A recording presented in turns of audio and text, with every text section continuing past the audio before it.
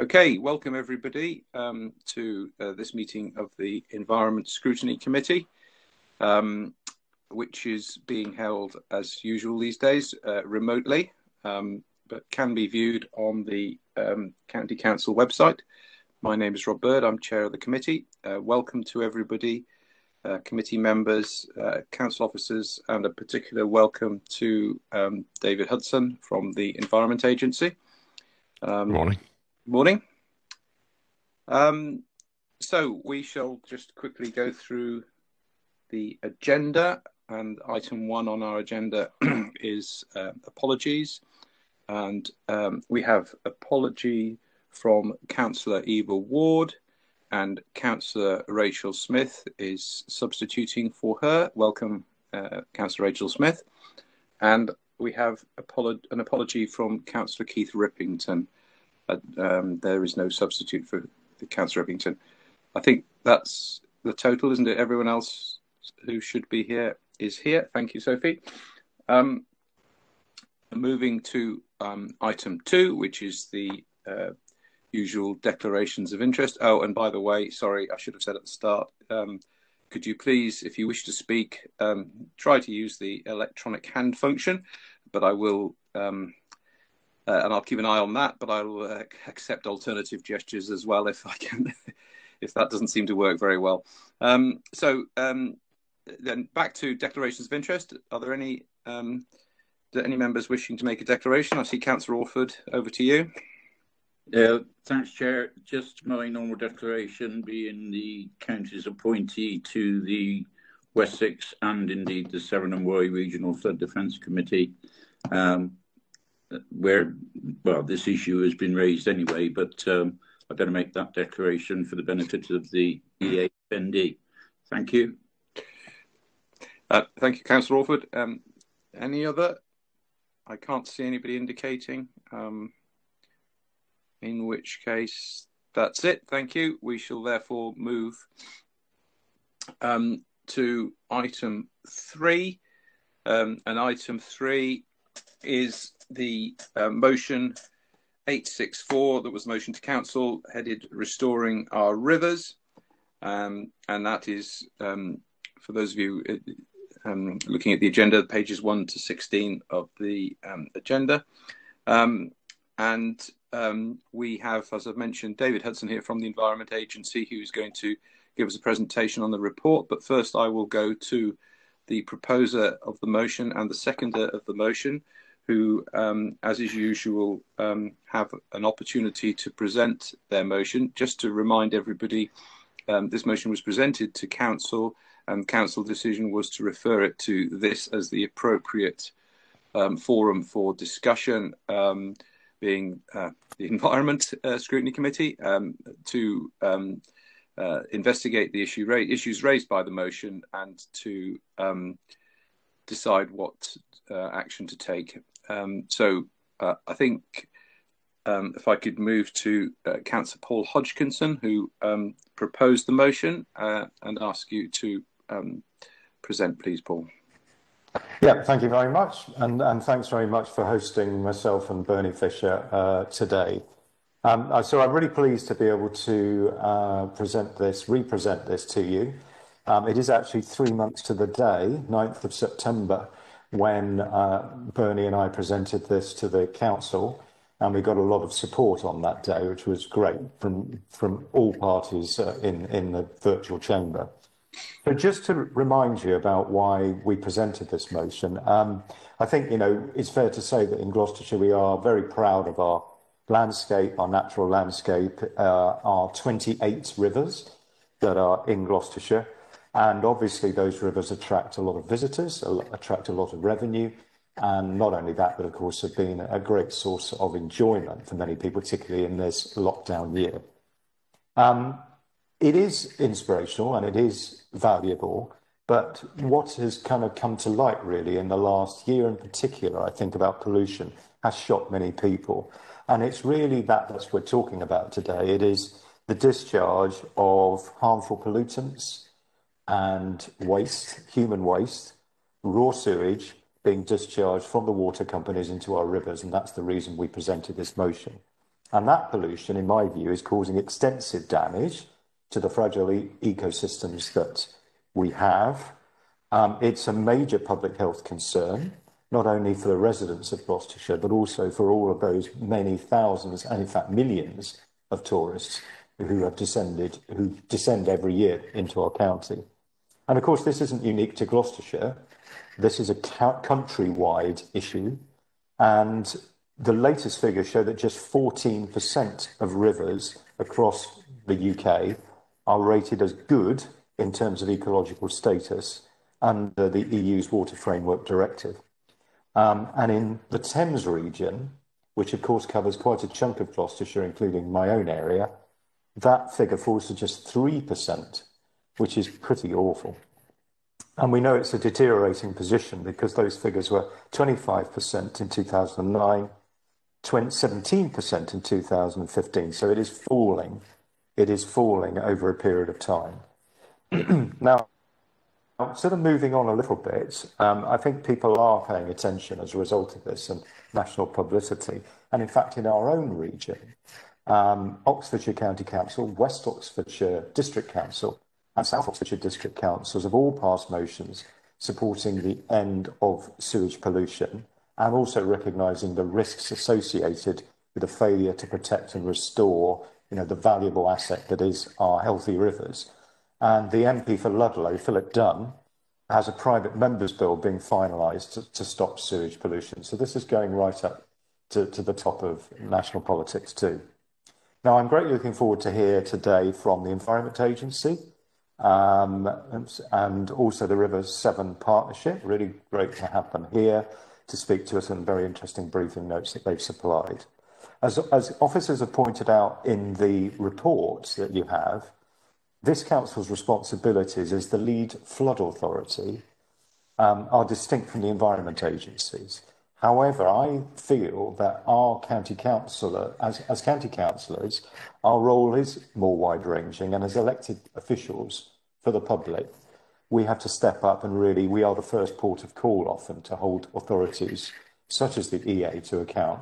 So I think this is very much a case of showing leadership today and actually looking at what the facts are and doing something, and to be seen to be doing something on a subject which, as people get to know about it, they become more and more shocked. So I think, what I would say is I hope this is not just the only meeting we're going to have on this. I hope this is a rolling set of things that will occur where we can actually start taking some action on this. And that may be combining with other councils to act. And of course, there are other bodies that are actively involved in this, such as Surfers Against Sewage, great title, Windrush Against Sewage Pollution. So they are a very active body along the River Thames, and also the River Windrush, the Rivers Trust. And, I believe we should be working to actually start addressing this, what I think is a scandal. And I think people are just waking up to that. So, without further ado, that's enough for me, just to highlight those things, and I look forward to hearing the debate now. Thank you. Thank you, Councillor Hodgkinson. And I think, Councillor Fisher, you seconded the motion. Do you want to speak now? Yes, thank you very much. And as Paul said, I don't want to repeat what Paul said, but this is really a non-political thing. It is a national concern and scandal, really. I remember in the 50s a programme on television called Tonight, and they had a presenter called Fife Robertson, who stood on the coast down in Essex. And he said, we're surrounded by the Irish Sea, the North Sea, and the WC. And it's true. It was true then. We were discharging effluent into our rivers and seas for whatever reason, unacceptably, because it is a major pollution. And it hasn't improved much since then. In fact, it's grown worse with increased housing, with increased climate change, with the way the weather happens with flash flooding. We're all aware that the way our weather patterns have changed, but we haven't made provision. And the companies responsible for this are PLCs, who make profit and have made profit every year they've been in existence and pay dividends every year that they've been in existence. But they haven't invested enough. They tell us they've invested, but we've still got 2,000 overflows with no EDM on them.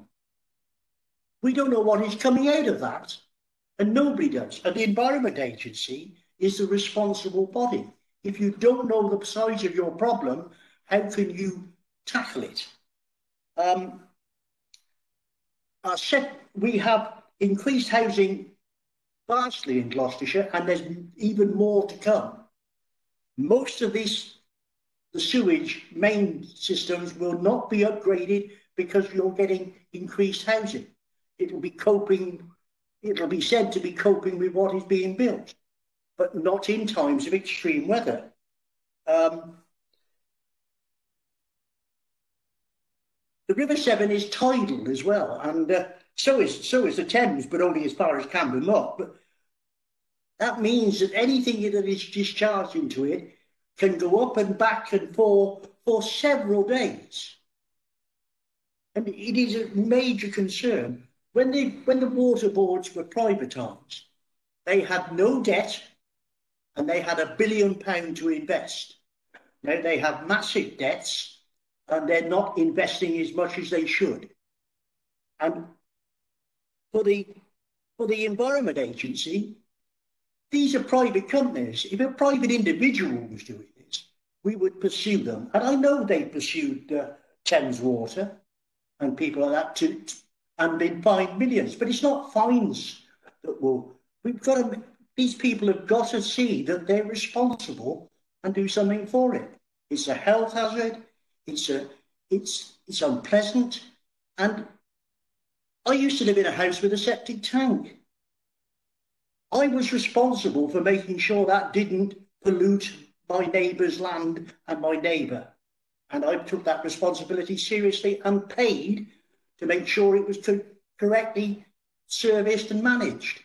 And that's what the Environment Agency should be doing with the water boards. We're not dealing with fly tippers or something like that. These are public limited companies. They should be responsible. And the other thing, of course, is with farmland, with wash off from fields into rivers. The Wye is suffering terribly with wash off from free range chicken farms. And the fishing on other rivers, which is a wonderful, lucrative thing for the Wye, is going down, the quality and the quantity of fishing there. It is just not acceptable, but we hear from the head of the Environment Agency that they're looking to relax the controls. We shouldn't be relaxing the controls. With 2020, 21st century. Other countries manage better. We are an island, but there's other countries with more coastline, more rivers, and more waterways than us that manage it a whole lot better because of big investment. That's what I want to hear, and that's what we want to see, not just as Gloucestershire, but as a nation.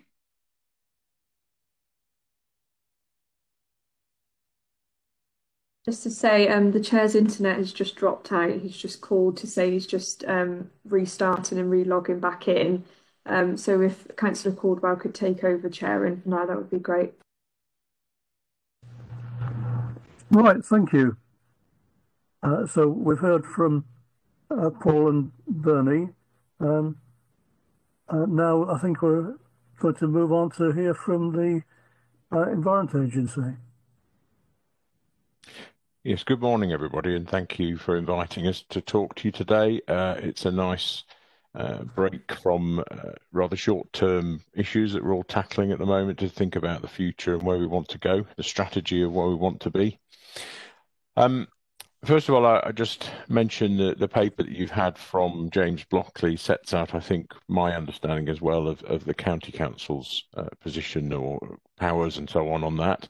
So I've given you quite a detailed paper there about structures and legislation and the way that we operate that. And I don't intend to go through that line by line, but I'll just start off by talking about perhaps the broad terms about how the issue of water pollution is managed in this country and in Gloucestershire. And that is, we have a slightly complicated two-regulator approach to the way this is delivered. The Environment Agency sets the environmental standards, and largely from UK legislation, of course, but it also then enforces the environmental delivery to those standards. But it doesn't control the expenditure that the water companies put in to spending to actually deliver the improvements. So jointly, we have this programme that I explained in the paper to you, where the amount of money that the water companies are required to invest is set over a 5-6 year period, and then Ofwat are the regulator for that economic delivery of that expenditure, and our role is to agree with Ofwat and the water companies which the priorities are and where that money should be spent. So that is not straightforward, but perhaps you'll see that there's a sort of logic to that, in that the Ofwat is about the protecting the customer and the delivery of the water service, but also sets the money limits, the pot, if you like, that can be spent on environmental improvements. It's a big sum of money. It's a small fraction, though, of the amount of money that comes in from the water bill payer. Most people I speak to don't know how much they pay for their water. That's not to say that it isn't expensive, but that is not something that I find members of the public are focused on or even quite grasp. Broadly speaking, it's about £1 a day per home, and so it's a few pence of that goes towards the investment in environmental improvement. And I suppose fundamentally, that is the control factor about how much money gets spent and how quickly these things get delivered. So it's a complicated system, but one it helps us to understand. Once we have that pot of money, then we spend it on the priorities, and that's why we've been putting these programs together for more of my career now, delivering them, and that has brought about improvement. I would say, however, that the target of that improvement is not to deliver water that is of bathing water standard. That seems to be the thrust, if you like, of the comments that I've heard today, and I'm well aware that there is a public concern that we should have waters that are safe to bathe in. That isn't actually the standard we're working to, though, and so the process we're talking about wouldn't deliver them. It's about ecological status and good ecological status on the river, and that's not as high as either bathing water or, of course, drinking water. So the target we're aiming at isn't necessarily the one that a lot of people might want, and that's not a decision that we can reverse because the legislation drives us to that ecological status. Thinking then about sewer overflows, if I can just talk about those for a moment, I don't want to go at length about them. They do serve a useful purpose in that they're a relief valve for foul sewers, combined sewers, to stop foul flooding of homes during heavy rainfall. And this country is largely on combined sewers, which means that both surface water off the roof of your house and your sewage go in the same pipe. Unfortunately, then, that means you have to have a pipe that is big enough to cope with the foul sewage all the time, but also big enough to cope with the extremes of heavy rainfall. And that's where the rub lies, really, that they can't be big enough to take the extremes, and that's when they overflow.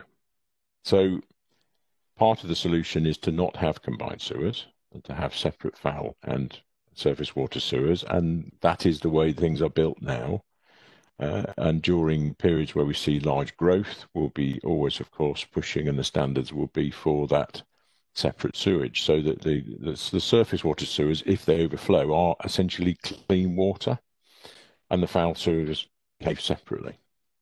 So there's a purpose to them, and foul flooding of a home is a terrible thing in the same way as ordinary flooding, but it's even more horrible. There was a purpose to them. There's a lot of work now going on through government, and the Secretary of State has given the chief executives of the water companies this steer that he wants that to be reduced, and it is reducing. That requires the expenditure, and that requires the investment programme to flex to start to do that in a different way. So I'm looking now slightly more broadly, and I'm not going to talk about the River Severn Partnership. I mention it in the paper because my colleague Hayley will speak to you about that shortly, and I see she's joined us. That does allow us a more flexible approach to some project work where we can look at the priorities on the River Severn. What do people who live on the River Severn want? What is it they would like to see the River Severn be? What are the desirable standards and outcomes that they're looking for? That can be a vehicle for us doing some limited project work to try and make changes, and we're already looking at those. There's actually very little bathing water, in fact no bathing water on rivers in England. There's one going through the formal process in Yorkshire on the River Wharfe at Ilkley. There is some talk around part of the River Avon, that is the Warwickshire Avon, part of the upper part of the Warwickshire Avon, looking at being a bathing water. So there are some beginnings of work on that. But I just wanted to set out the process that we're going through, and actually the target we're aiming for is not to have our waters of bathing water standard. And if we wanted to do that, that would need the legislation and the political lead to deliver that. And I'm sure we could work towards it and deliver it, but that isn't where we're heading. And that I understand that there's a mismatch there between what the legislation is delivering and what people might now want. And that is a change, I think, a welcome change for me. I think I would like to see that going to that higher standard, but it is nevertheless, that's partly explains where we are. We could be looking at bathing waters for Gloucestershire if that's what you wanted to deliver, if the council were to decide it wanted those. And the process I explained in the paper is slightly surprisingly, it's not around water quality. It's driven by economic and social need. So the designation of them would be on the basis to go to the Secretary of State, not the Environment Agency, that it was desirable to have them in a location and they will be used. So it's a sort of economic and social argument. Following that would be a process to flex the delivery process I've talked to you about to actually make it safe enough to bathe in. So it seems slightly back to front in a way, is in that you would decide that you wanted it somewhere, and then the process would set about delivering it, rather than picking out one that is safe enough already. So it's a separate process again, but if that's something that the council wanted to do, we would be happy to start to look at that with the water companies, and we would happy to start to look at that through the River Severn programme partnership, but that would only be on a project basis to try and scope some of that out and start to build that up. So I guess I've spoken enough about that, and there's a lot of detail in the paper. If people have got very specific questions, I'd be happy to take them offline, and I expect some of you have. But if I would pause for a moment and Chair ask if there's any questions for me on what I've said so far. Thank you, David. And I'm not quite sure what happened while I was temporarily cut off by the internet, but I gather that I think that John stepped in for a moment. Thank you. But I'm back. So as David has just said, we'll now open the discussion to any questions from any members or any comments, any debate you wish to make. So I'm looking for any contributions. I don't see any electronic hands, but if there's any physical waving going on, I can't see any either. Yes, there is from Councillor Cromwell. Over to you, Councillor Cromwell. We obviously, the biggest pollutant, of the rivers is the water companies, and yes, we do want this to, be stopped, because obviously, I live right in the town where the Severn and the Avon join, and frequently, not just within their banks. So, that stuff that is discharged by the water companies also ends up elsewhere as well, not just in the rivers.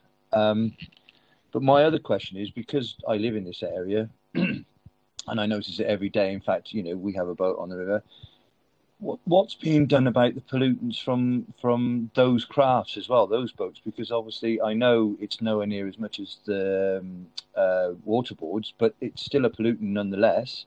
And, if with all the craft that we have on the rivers, it could contribute to being a considerable amount.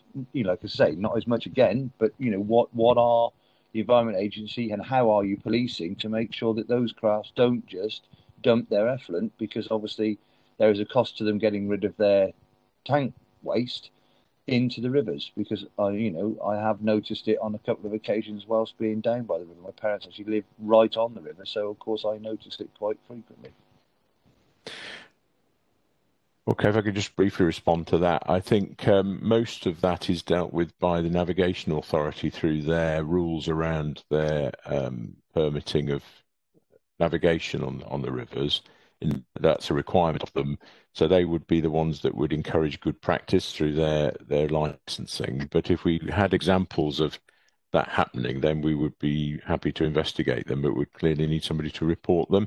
And I would just suggest that the best way always to contact us for that sort of thing is through our hotline, which is 0800 80 70 60. So we can act on that. That's clearly not right. Can I come back, Chair? Yes. Yeah, I mean, that's fine. I mean, you're reliant on people reporting it, but there's no sort of advertisement, or there's nothing out there telling people to do so, like councils do with dog fouling and other things that happen. You rely upon people potentially looking for your number, then reporting it. But what I'm saying is, you have employees that work on the rivers. What are you doing actively to make sure that this doesn't happen, as well as monitoring the water boards? Just a question really, because that's like a little bit of a passing the hot potato across to somebody else. Well, they are told that isn't right through the licensing through the Navigation Trust, so that they are given that advice up front. So I think that is the process that we rely on for that, rather than us putting up lots of signage to tell people that isn't permitted. But it's just simply a matter of fact that we can't be everywhere, and we do rely on people reporting things to us, and we definitely act on them. I can't say I recall, particularly in recent times, an example of a serious pollution incident coming from a boat. Actually, I mean, when they've sunk, they have, oil, and that's fairly limited. But I think what you're talking about, discharges from it, I don't recall a serious event of that nature recently, but it's not right, and a lot of it clearly adds up to damage to the river. So we would act on that. Okay, thank you, David. Councillor Cromwell, you finished on that? Yeah. Okay, I shall move then to Councillor Nigel Moore. Good morning, everybody, and good morning, David, and thank you very much for the very comprehensive report. I'm really looking at your paragraph 6.2, where you say over the next 4 years to 2025, we expect the water industry to deliver on the promised 4.6 billion investment to protect and enhance rivers and beaches, as well as redouble their efforts. I just wondered, David, can you share with us just what you made it very clear about bathing water, and that's not a standard, but what standards are you actually working to in terms of that investment, and what the improvements which you're looking to the water companies to achieve?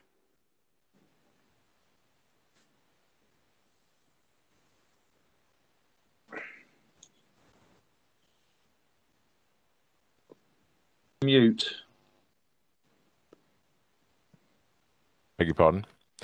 I thought I'd have learnt that by now. All of that paragraph there around Ofwat, and it's their responsibility to ensure that that expenditure is delivered properly, is to deliver good environmental standard. So that is a habitat-based standard, not bathing water standard. So it's about protecting flora and fauna in the river and it being appropriate to that river section and so on. So it is that standard, and that's the one that we're applying across the whole country. Well, Chairman, if I may come back, then of course that invites the question as to how that's monitored in terms of the extent of the achievement in getting to that whatever habitat standard you're working to. Right.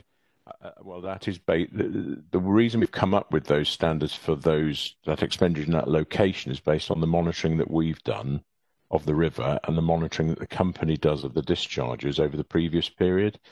And so compliance with that would be the same process. It's around their good management and clear evidence of meeting the discharge standards, the limits that we've set on their permits, which they have for them, but also on our environmental monitoring of the river to see that that is actually improving to the standard that we've aspired to and set them to deliver. So we are doing that monitoring.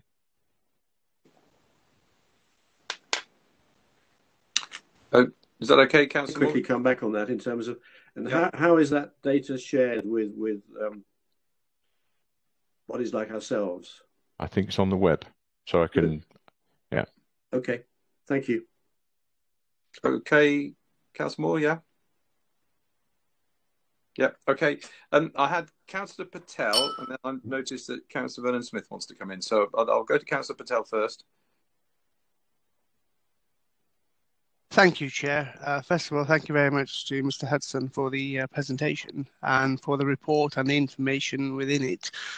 Two very quick questions. The first one is, how much resource does the Environment Agency have in Gloucestershire to tackle this problem with river pollution, etc.? Do you feel that it is sufficient? And the other question was in clause 7.5 regarding the catchment area based approach. It mentions DEFRA's Water Environment Improvement Fund being used to tackle river pollution. Are you able to confirm roughly what that fund is, how much it equates to, please? Thank you. Sorry, just writing that down. Make sure I'm off mute. Yeah, the resources we have are sufficient to deliver the standards of service we've got. So we do have officers able to go out. I'd say it's limited at the moment with COVID-19, of course, that engagement with the public directly is more difficult. But I think our resources are adequate for what we set out to achieve. Whether they're as much as members of the public might like, this is perhaps another matter. There aren't a lot of us. Although we are a large organisation across the whole of England, we are spread across the whole of England. So that sort of partly answers your question, I hope. In terms of the catchment funding, I'll have to provide that separately, but that's a collaborative piece of work that an existing funding that we do with both the councils and voluntary bodies. I think my colleague Hayley is going to talk about the River Severn Partnership, which is a separate but similar sort of approach. So which is actually much bigger. So perhaps if you could come back after that, and I will provide the specifics on that fund level separately, if that's all right.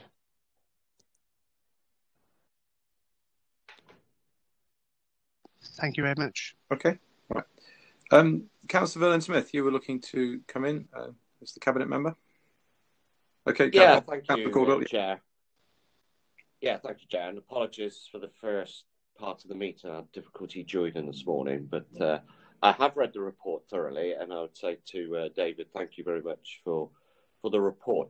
But my question in general is a more overriding question, or maybe a statement we could call it, supporting what Councillor Moore was just talking about.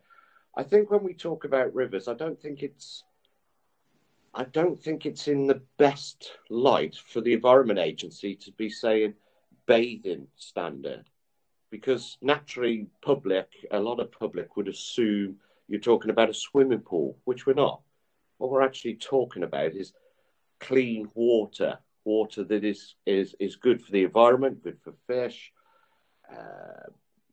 water otter, whatever, animal, wildlife, vegetable, diversity, environment in general. So I think, first of all, I don't think it's really good for the Environment Agency to be using bathing water standard, because we are talking about water standard that is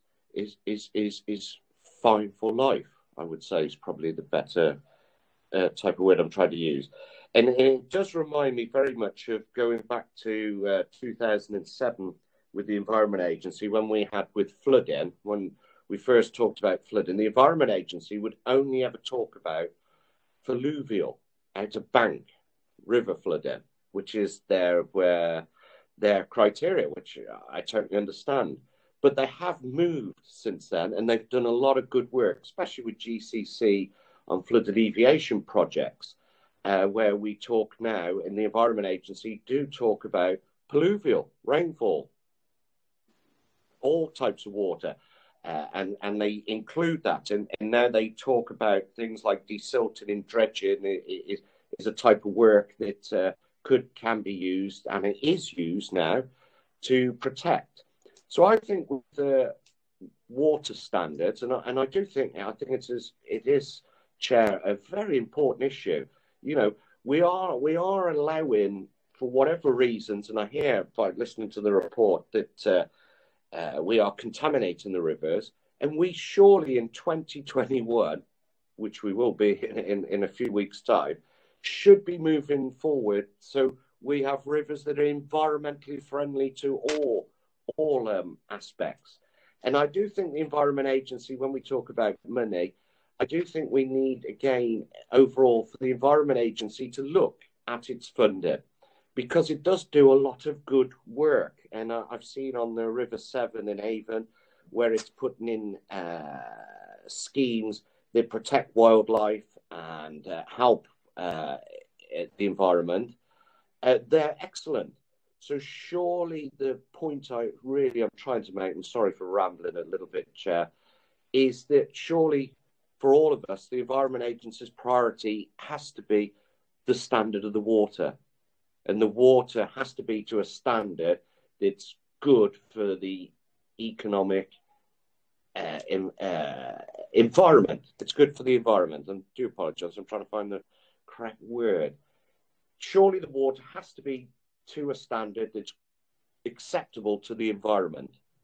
And I would urge the Environment Agency to just have a look at their position. The funding streams that they have are there, and I would urge them to just make the water quality a priority, because I think just like flooding, they've done so much remarkable work moving forward since 2007, and I think now's the time to move forward on the quality of the water.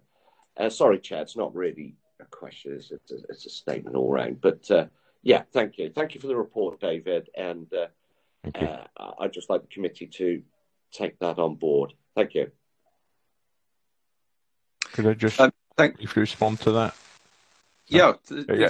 And I'm sorry if I've used a technical term that's too jargony there on bathing water. I'm sorry, it's a technical thing. I mean, it means water that's safe enough to go in, for humans to go in, but even then it's still not the water that's safe enough for humans to drink. So that's drinking water. So there's these different standards, but I take your point, and I think underneath this whole discussion is a public view that the standard of rivers ought to be nearer to that level that you can swim in, then we'll support the flora and fauna habitat that we're aiming for. And I do understand that, but the law is driving us to that habitat standard at the moment, except for in limited cases where we can do projects to try and go further than that. But yes, it's a question of terminology, and I perhaps should have been clearer about that. Thank you, David. Now, I know I had Councillor Caldwell. I think I had Councillor Williams, but I'll go to Councillor Caldwell first. Yeah, thank you, Chairman. I'm looking at the key to the map, which is on page 16 of the report, and looking at the colours there, in most cases, things seem to be getting worse. And there's one interesting one for the River Windrush, where the objective of 2015 was for it to get worse, and it was achieved. So, any comments on that will be welcomed. Yeah, there was actually a change in the standards during that period that gave a step change backwards. So although the actual levels got better, the standards got tighter. So I understand that's confusing. But I take your point, yeah. Achieving a poor standard is not a victory. It may be delivering what was set out to do, but that is not clearly what we want. It's just what we had accepted as being where the money should go. Thank you. Thank you, Councillor Caldwell. Did I see Councillor Williams looking to come in? Hi, yeah, I did. I came back out again as we didn't mention me earlier on. But just a quickie. When you say about quality and not bathing water quality, if you go to the Windrush in Bourton on the Water any weekend, any hot day, or to Wainloads, you will see people in the water, and so we need to kind of make sure that there is a reasonable quality maintained for those rivers. I also wanted to mention that there was an agency, I'm not quite sure who it was, it might have been Vision 21, testing the outlets on the river by me. I live by the River Chart, and there was very, very often where people had plumbed their washing machines or their new toilet or whatever into the wrong pipeline, and they were sort of trying to track those back, and if that happened just by me, I'm sure it's happening right across the country. Thank you. Yes, I take your point on the rivers. I think what you've seen there is something we refer to as misconnections, which it might have been us or it might have been the water company. I mentioned before about clean water, surface water and foul sewers. Unfortunately, some builders and developers accidentally connect to the wrong one. And typically it's washing machines, and we find surface water sewers running white, and that's what they're looking for. It's a lack of understanding that there are two sorts of. Unfortunately, we've actually achieved in those cases the separation of the sewers into surface water and foul sewer, and then somebody's turned the surface water sewer into a foul sewer. So clearly, we're trying to tackle that, but that is the issue of misconnection. It seems to relate to extensions and sort of secondary building after the house is built. So it is a problem. The water companies are targeting it, and we're working with them on identifying where it's a problem. Whether it was us or whether it was them that was doing it, I'm not sure, but there's a joint programme of work going on with Severn Trent to try and identify and resolve that. Okay, Councillor Williams? Yeah. Okay. I'm going to move on. I haven't had a response from you. Okay.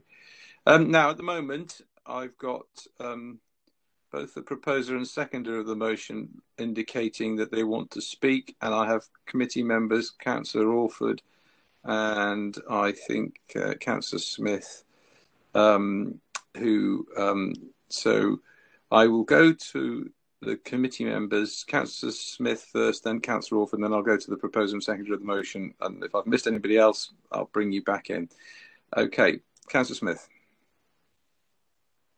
Thank you, Chair. It's probably me with this computer, so I do apologise. My hand should be down now. So sorry, I meant sorry. I'm forgetting that there are two Smith in this game. I meant Councillor Rachel Smith. Sorry. Thank you. Okay. Thank you for the report. And I'm just still feel like I'm kind of missing something here, because I feel like, we sort of know that 40% of pollution is caused from agriculture, and in the report it kind of mentioned sort of working with at the FWAG and kind of advising, and you talked about setting standards and enforcing the delivery of the standard. But I'm just wondering, on that particular point, where are the actual teeth to say no, stop that? That's one of the things I'm struggling with, and particularly, I think Bernie mentioned there was this particular case in the summer of a poultry farm run off into the Wye, which has caused some real devastation there. And so there'll be big cases like that. But I wonder, again, there'll be probably lots of little things, and what's the balance there in terms of the pollution? So is it just kind of some big events, or is it lots of small events? So that's one point I wanted to ask about. And where are the teeth really? And then the separation of foul from rainwater. I lived in Massachusetts for a couple of years back, and they were in the middle of separating. It was a big infrastructure project to separate the foul water from the rain runoff, and also because obviously they have huge snow, which created a lot of surface water as well.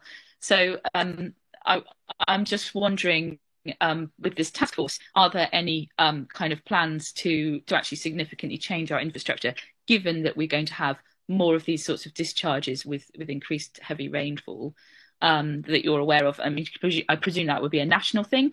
I wonder whether that's something that we could think about locally. And the last thing is just around specifically, it seems like it's specifically this report that came out in September, it's specifically around English rivers that are particularly bad compared to, say, Welsh or Scottish rivers. And I wonder how the funding of the, I mentioned this, Councillor Patel mentioned this, about the funding situation for the Environment Agency. How has our river kind of quality, has that been in line with, because it's fallen, it's got worse. And I gather that the Environment Agency has seen a really big cut in funding from central government as well. So I wonder how much that's having an impact, and actually whether that's something as a county council we can say we recognise the good work of the Environment Agency. We want to write and say, the Environment Agency has been given the proper teeth, particularly post Brexit. So I think there's a few questions in there. Hopefully, David, you can give me some answers on those. Thank you. Okay. Yeah, no, thank you. I think I can do that. In terms of the enforcement powers, they're the ones we have already. So they are around Water Resources Act and environmental permitting regulations. So what's changing, I think, is the more economic tools like the new ELM scheme for farming. And DEFRA's farming rules for water.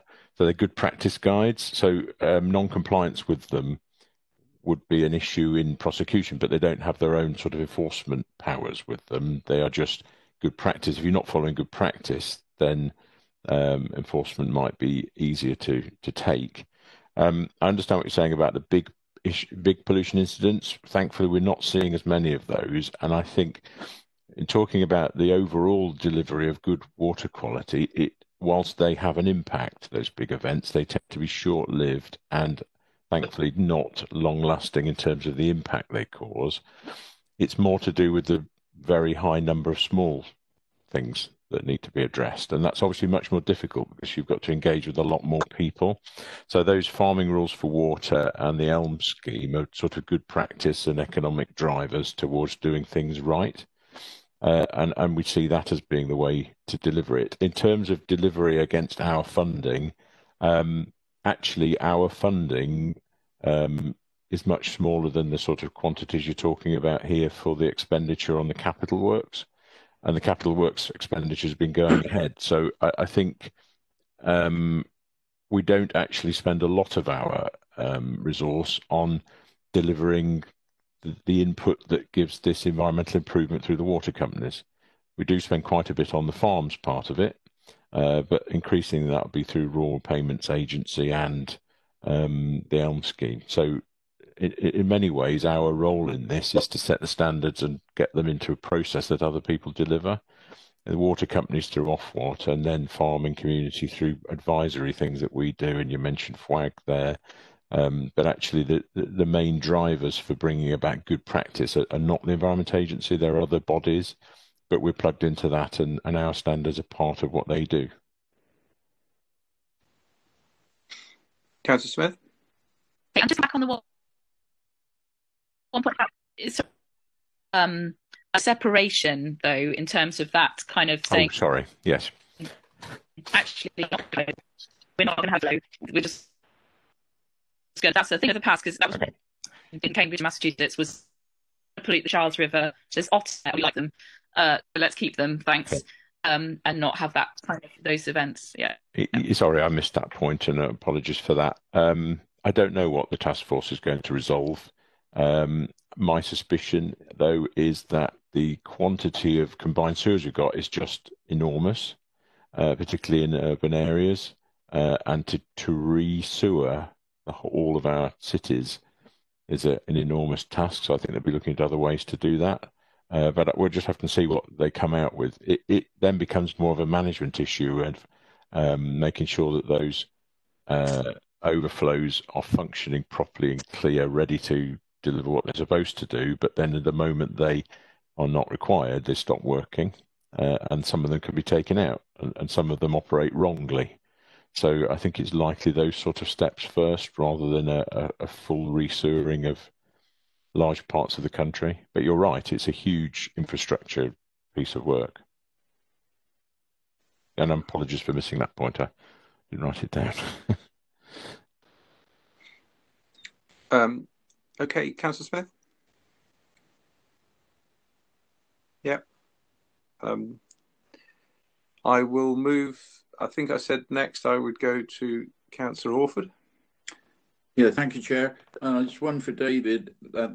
Picking up on it's all to do with quality of water. Could you, in a couple of sentences, describe to members what the Water Framework Directive is, and your opinion, because we're valuing it, is it fit for purpose? Okay, well, that's a sort of overarching piece of legislation in the background that all of this hangs off. So that sets out the standards and the way that we deliver them. I can't say that I'd felt that the Water Framework Directive was inadequate, no. I mean, I think it's quite a strong piece of legislation that allows government to drive what they need to do. So it's an overarching piece of legislation that is pretty powerful and sensible. It breaks things down into river basins, and it looks at the ways of managing them. So I think it's one of those sort of enabling pieces of work that sets the stall out for lots of other things to happen. And as I've said today, you'll see that, and I haven't mentioned lots of other partners in this, it's a very complicated picture of who delivers what, and so it does need that overarching sort of umbrella to hold it all in place. So yeah, I would say it's a good piece of legislation. Yeah. Okay, thank you. All right with that, Councillor Orford? Chair, obviously you've got the proposer and secretary wanting to come into the debate, and I might well come back further down the road. Okay. Absolutely. This is, the debate will continue within reason, as long as committee members wish to do so. This isn't like a council debate where you have a proposer, secretary, who then sum up. That's not where we're at. The proposer and the secretary of this motion have brought it to the committee for us to discuss. But they're, at that as it is at the chair's discretion, they can take part in the debate. So over to Councillor Hodgkinson, who wanted to say something. Yeah, thank you very much. Thanks, David, for the report. Very interesting. I just wanted to pick up on a few things you said. The first of all was you mentioned obviously about the discharge of untreated sewage would only be permitted legally in extreme circumstances, or in extremes, I think you said. I mean, the figures I've got for Fairford, for instance, in 2019 show that there were 2,026 hours of untreated spilling of sewage in 2019. If you work that out, that's actually a quarter of the year. So I'm really just, you can see why people would be massively concerned about that and how that could be described as extremes.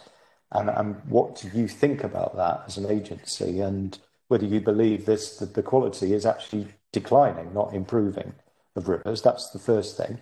And I know from certainly the River Windrush in Bourton that with also a large number of hours of untreated spilling, the flora and fauna is not flourishing. In fact, it's dying in many cases, particularly downstream towards going further down towards Oxfordshire. Second point I wanted to raise was the point you raised about bathing water status, which, as you rightly say, is not drinking water status, it's bathing water status. And the fact that you were encouraging us, I felt, with that, I think is brilliant. That's actually something to celebrate. And I guess really it's the question to you, David, is how could we set the ball rolling on that? How could we as a council help or lead in that in some way?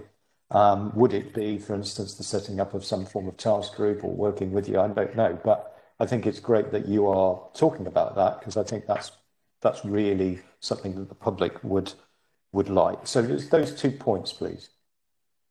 Okay, yeah, thank you for that. Clearly 25% of the time is very high for that, and that's why we're targeting the ones that have that high level. Overall, I think we're seeing about 3%, but some of them are clearly running more than that. So that suggests to me that there's something wrong with that piece of network there, that it's doing that, and that's why we would be targeting those to put them right. And I guess that's probably the sort of thing that this task force is going to focus on, is where are the problems and what can we do to fix them. It's actually around the sewer side of it, though, that the problem is, not the environmental side. The discharge should be a lot lower than that. So is it just significantly undersized, or is it in some way defective? But yes, I'd agree with you. That seems very high, and I would hope that we were dealing with that one as one of our priorities. I don't have the specific details of that one. Bathing water standards. Yes, we could certainly talk about that. I think it could be something that you were to, I beg your pardon, could introduce into the River Severn partnership in terms of one of the objectives that you would like to have. A key partner, I think, in that would probably be the LEP, because you're looking at the economic benefit of it and the social benefit of it. It'll come to some sort of construction of what the economic benefits of having more people able to go into water are. And I think that's something the Environment Agency wouldn't have a lot of ability to help with that part of it. It's the next stage when, if the Secretary of State decides that is desirable and designates it, then it's about how that gets delivered. And clearly, the sooner we would start to focus on those places, the better, because there would be work to do. If it's an upland river, it's going to be largely around farming, probably. And if it's more in an urban area or downstream of an urban area, it's going to be a mixture of the two. It's going to be sewer water company discharges as well as farming. So I think for us to grasp what the objective is would help us start to work on it. Very happy to talk to you separately about how that might be done. But I think the vehicle for it might be the River Severn partnership. I just have to add the caveat to that, as long as it's part of the River Severn, of course. If it isn't, then we could talk to you separately, and we could still do that. It's just that we're putting together this multi-partner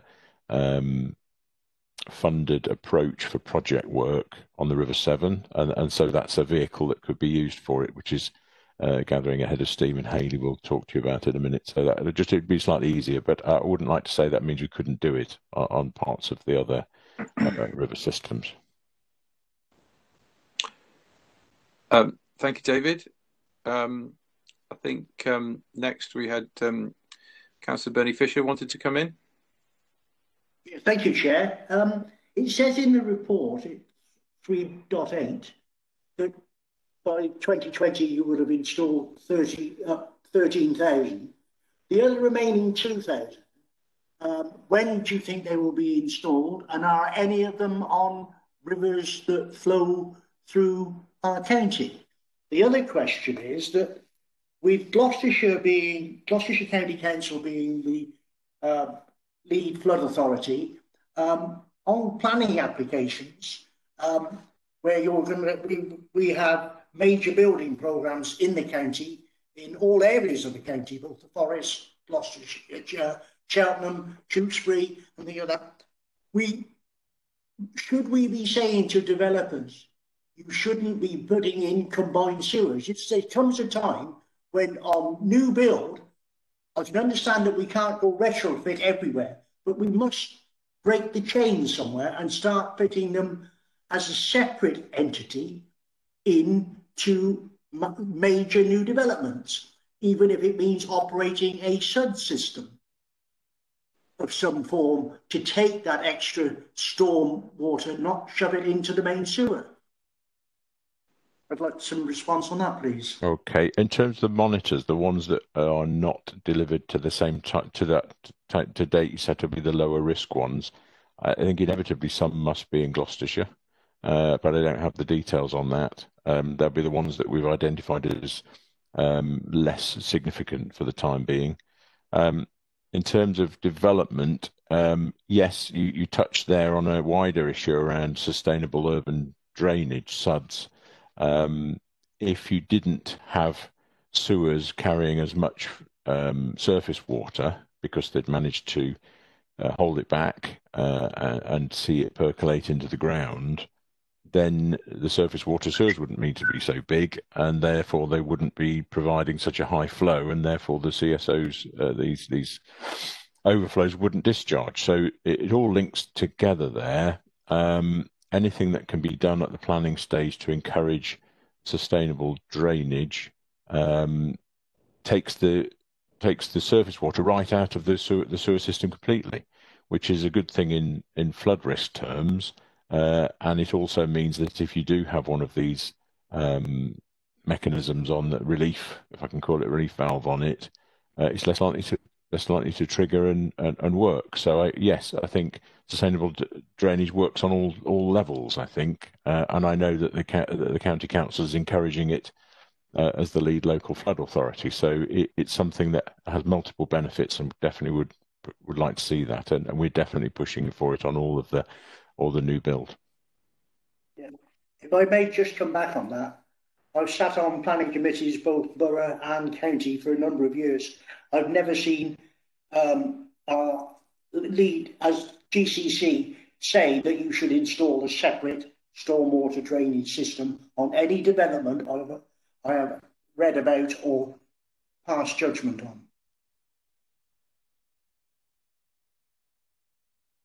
on. I think I'm going to come in here, Councillor Fisher, and we've strayed into the topic of planning committees, which, as far as housing developments are concerned, are district authority responsibilities, and very specifically, committee decisions are based on policies that the district authorities have created in their strategic planning policies. And those are indeed guided by contributors to those plans. So that's really about how we develop our strategic planning policies rather than about committee decisions. If you don't mind me saying, and I think we are now straying way off what we are trying to address here, which is. But as the flood authority, surely we should comment on planning. We're asked to comment on planning applications as the flood authority. I've never seen a comment to say it would be desirable.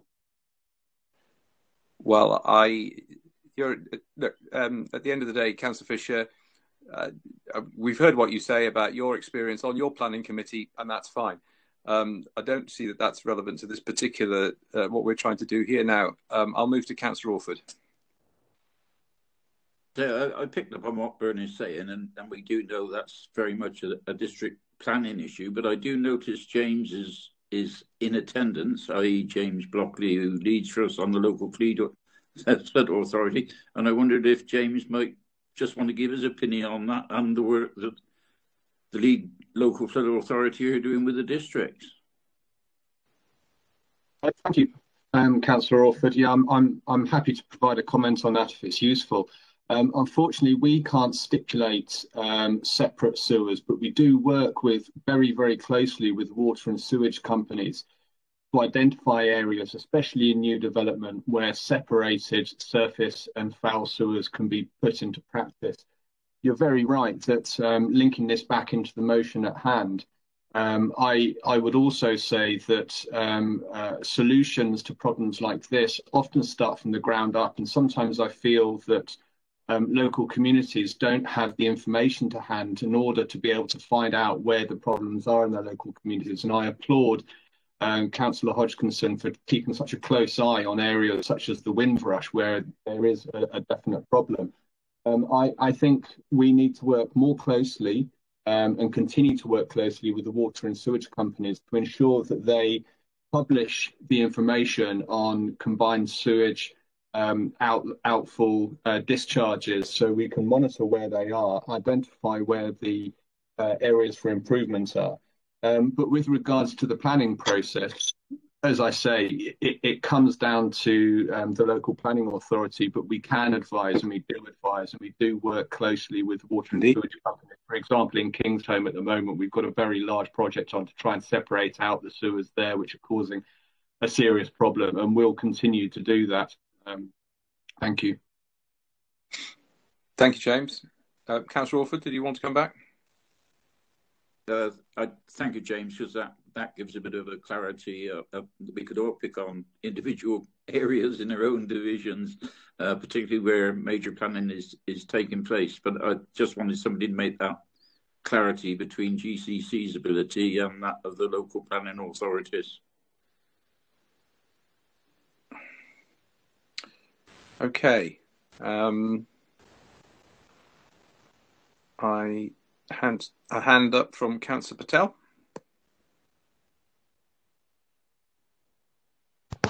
Thank you, Chair. Just wanted to come back on another question. Section 5.3 in the report states that we monitor rivers and assess their quality to draw plans for improvements. What are the different sort of methods you use to monitor the quality, and also what's the general frequency for the monitoring? Is it quarterly, half-yearly, yearly, annually, biannually? Thank you. Yes, yeah, thank you for that one. That in addition to the water company monitoring, which is obviously separate, much of which is continuous now, we would take spot samples of discharges depending on how big the discharge is and what compliance is like on it. That would vary, so we would target that, but we're not talking about very frequently now because the continuous monitoring is there. In terms of the actual environment monitoring, we do take water samples from the rivers, and we also do monitoring of the invertebrates and the flora and fauna within the river. That's fairly limited. That takes a long time, so that would take best part of a day to do that sort of more complicated stuff in one location. So that is on a sort of annual, probably less than annual basis for some of them. So we're looking at the long term, and it only has a long term effect anyway. So we're looking at the long term changes there.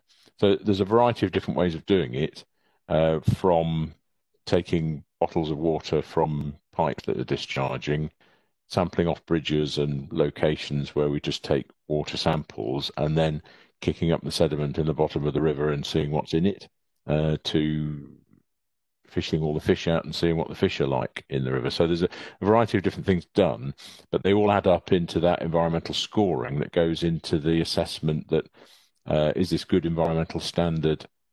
Have we achieved the objective that we set out to do, and what was the baseline? So those figures in those sort of coloured, the river diagram with the coloured river sections on, they would come from that complex. So that all of that together will give you that measure. So it's quite a complicated business, because some of the things change, of course, with the seasons as well. Some of the natural processes change with the seasons. So it's an overall assessment involving all of those things for compliance with permits, it's what comes out of the pipe. But for what the environment, the standard of the river, it's that plus all of the other things that we do as well. Okay, thank you for that. Can I just follow up and ask? I assume that where there are issues, there will be more closer monitoring and more focus on those areas. Yeah, absolutely. And after an incident like the one that was mentioned in the Y, then we would be going back to see what the damage had been, and we'd be doing more of that monitoring, but tightly around the location and much closer, obviously, over shorter periods of time. So it's a tool for seeing what environmental quality is like, and we'd have to apply it.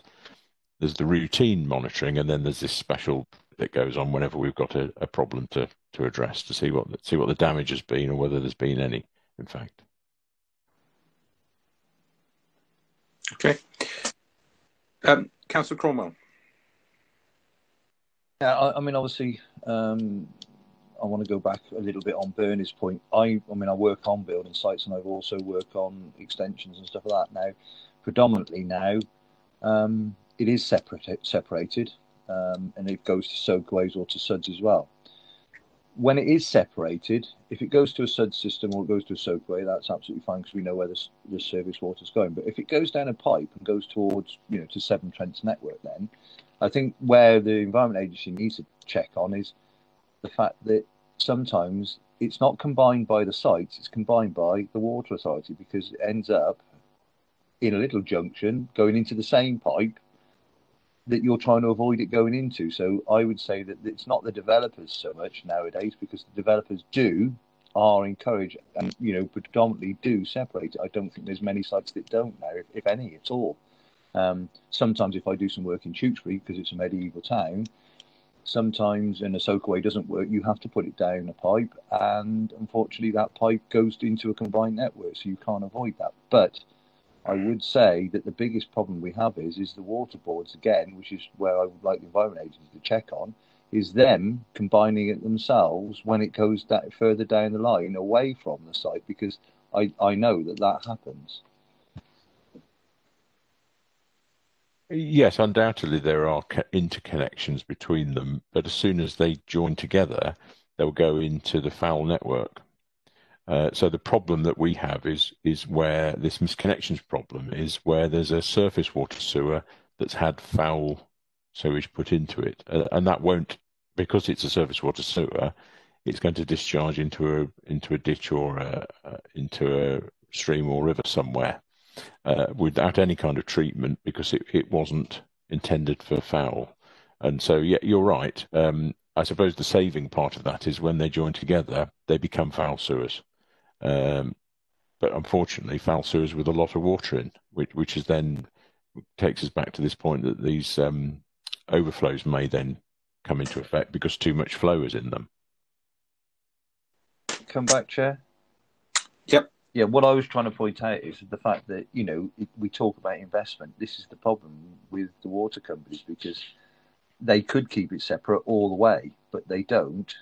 They've not invested as much as they should have done within the networks, and it does end up in our rivers because obviously, like you said, if we have stormwater going down a foul sewer, it becomes overwhelmed. Then they open those discharge pipes into the river, but that's not the developer's fault. That's not necessarily any person that's done the bit at the conception end. It's when it goes down the pipe, and it's the water authorities again with the lack of investment. No, I appreciate what you're saying, that it is very complicated, and it's hard to know if you see a manhole or an entry point, where that's going. So the water companies can definitely help with that, but it's more complicated than it might first appear, certainly. I mean, I know a village, Twinning, for instance, sorry, coming back again, Chad, in Twinning, where, when it rains heavily, I can watch the sewage going down the road, and then the road goes to it goes past the River Severn, and actually then there it is. Sorry, is it the Severn? Yeah, it's the Severn. And then it turns left and goes down into down a slipway and into the river. So it's actually picking up everything as it goes down as well. But it overflows from a manhole and goes down the river. This is something that local authority, that parish has been arguing, have given evidence, have taken photographs. They've had Severn Trent coming out, and there's still a total lack of investment to stop it. And we know that happens, but they will not stop it. And they're not even 2 miles away from a sewage treatment works, yet they still don't stop it. It is just the water authorities just ignoring even when it's reported, and it's been reported to the Environment Agency, and still nothing happens. Every time it rains, it happens. I'd be happy to pick that one up separately around the twinning case. If you could send me specifics about where it is, and I'll go back to the team and talk about that. Get that done for you. Thank you.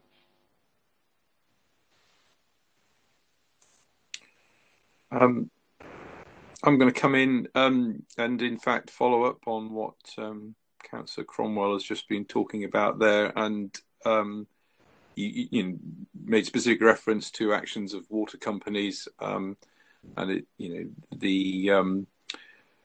the report you talk about the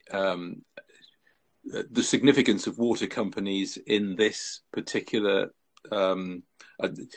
In relation to this issue, the significant role they have to play, and I noticed that one of our local MPs, Richard Graham, MP in Gloucester, has taken specific action in Parliament on the issue of how do we hold water companies to account.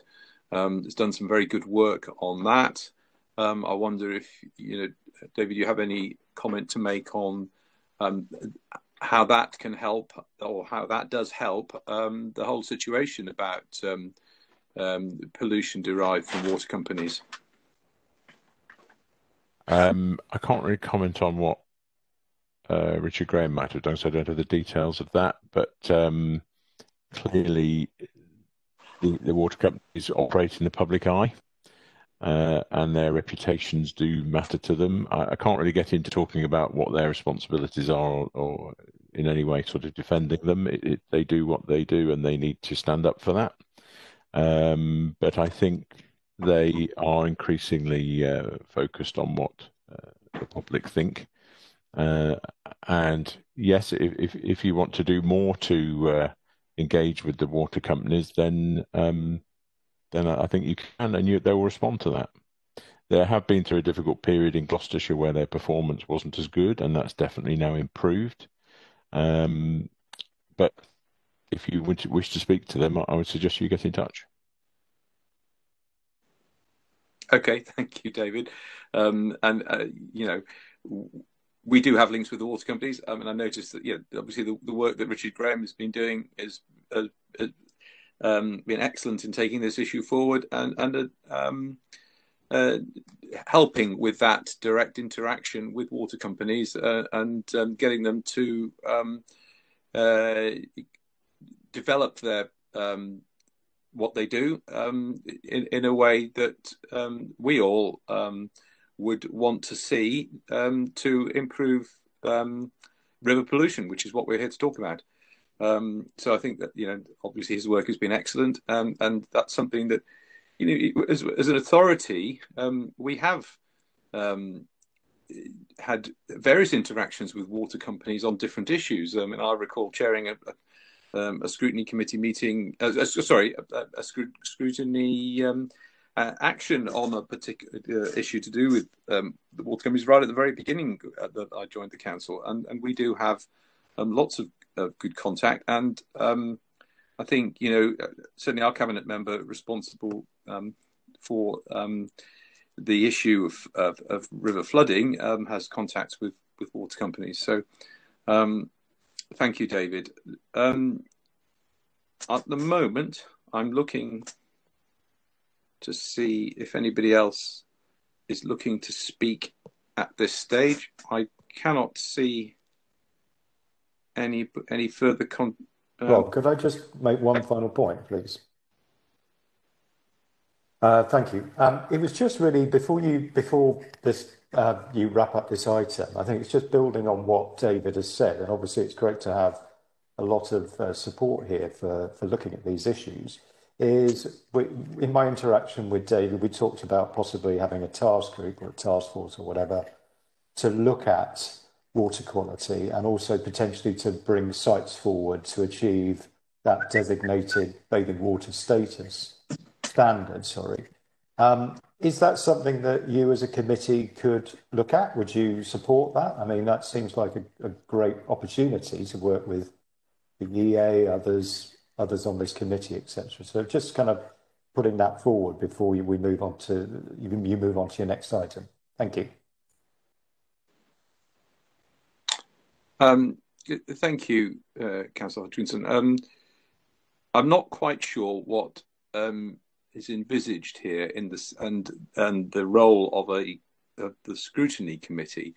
Obviously, as a scrutiny committee, we set up task and finish groups, specific task groups to deal with specific issues.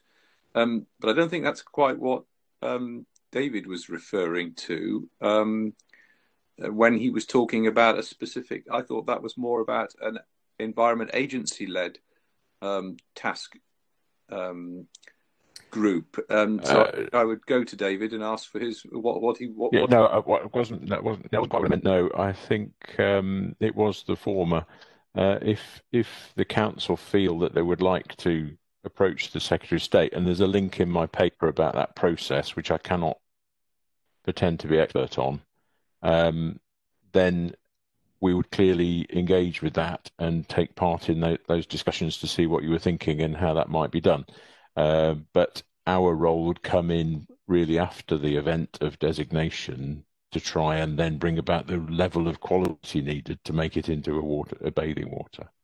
So we're happy to engage and be involved in that. But actually, I think the action is upon the local authority to make that request to the Secretary of State through that process. I hope that clarifies that. And I'm sorry if I've misled you there, but it wouldn't come from us to ask for it. We would deal with it as a necessary to deliver that quality once the Secretary of State had accepted that was the right thing to do.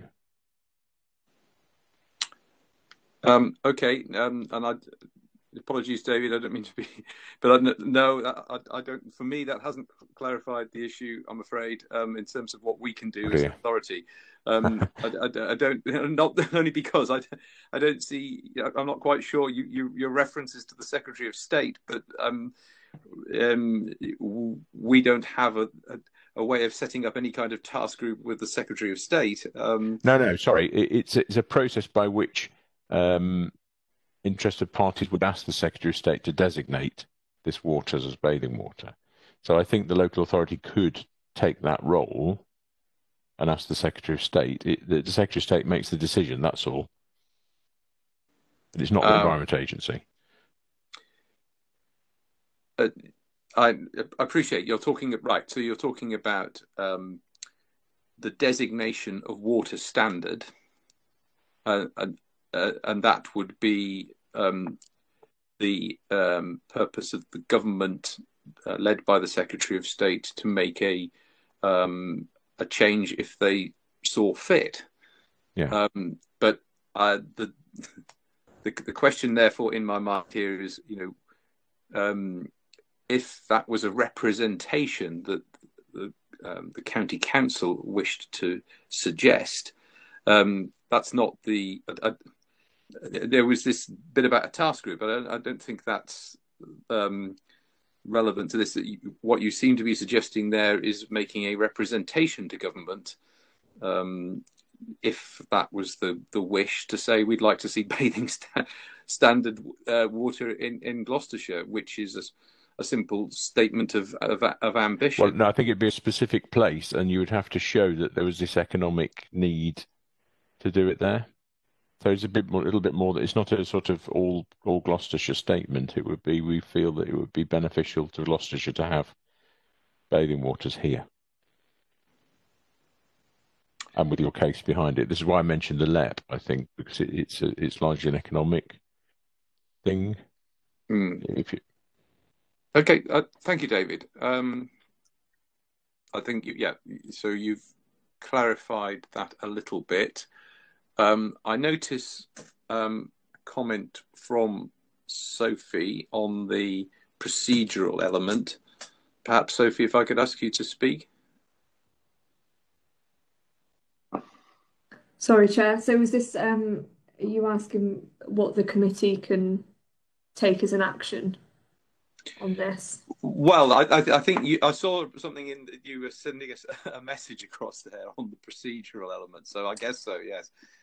I was just going to suggest that you may want to hear from the River Severn Partnership before the committee conclude what their action's going to be, because I've noticed from the conversation that it may be take a role in what the committee's action is going to be.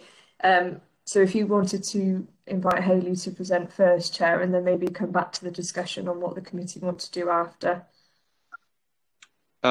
Yes, thank you, Sophie. That's a very valid suggestion. So just to explain, originally the way the agenda was set up was that we would have the presentation from David, the Environment Agency, debate, discuss, comment, etc. Then we would move to a separate item, which would be the presentation from the River Severn Partnership. But I think in the way that the conversation, the debate so far, there have been lots of references to the River Severn Partnership. I think, as you suggest there, Sophie, it would be appropriate once people have finished asking questions of David, if we move to that item, if you like, ask Hayley to come in, and we will ultimately conclude after that. So at this point, before we do move on to Hayley, is there anything else that any committee member wants to? I think Stephen Hurst, Councillor Hurst, was looking to come in. Councillor Hurst? Rachel Smith, yeah. Very interesting presentation. Indeed, thank you very much, Mr. Hudson, for giving us the opportunity this morning. I get the impression that we're hiding by having to carry out forensic enforcement rather than proactive enforcement. Why does it seem that there's little proactive enforcement going on? Is it stores? Is it finance? Is it what? Thank you. I didn't quite hear that, but I think it's to do with proactive against reactive work. Yes, that's right. Okay. I suppose the answer to that it lies in some of those comments I made about agriculture, where there are an awful lot of people to contact, and other parts of government are contacting them more regularly than we are. And so we're working through their processes to establish good practice. And if it's all around good practice rather than enforcement, we're not the best people to have that resource to do that, because other parts of government are doing that all the time for other purposes. So that's why we are linked into what will become the ELM scheme and what the Rural Payments Agency do, and then we also engage and partly fund some of the voluntary sector groups that go and do it. So in terms of encouraging people to do the right thing, we don't do a lot of that. We do a lot more in terms of, and only we can do that enforcement. So other people can't do that enforcement. They don't have the powers. We stick to that part and we pass to them the work to do with the engagement and encouragement to adopt good practice. So I think that's kind of the way we've gone. It isn't that it isn't being done, it's just not being done by us.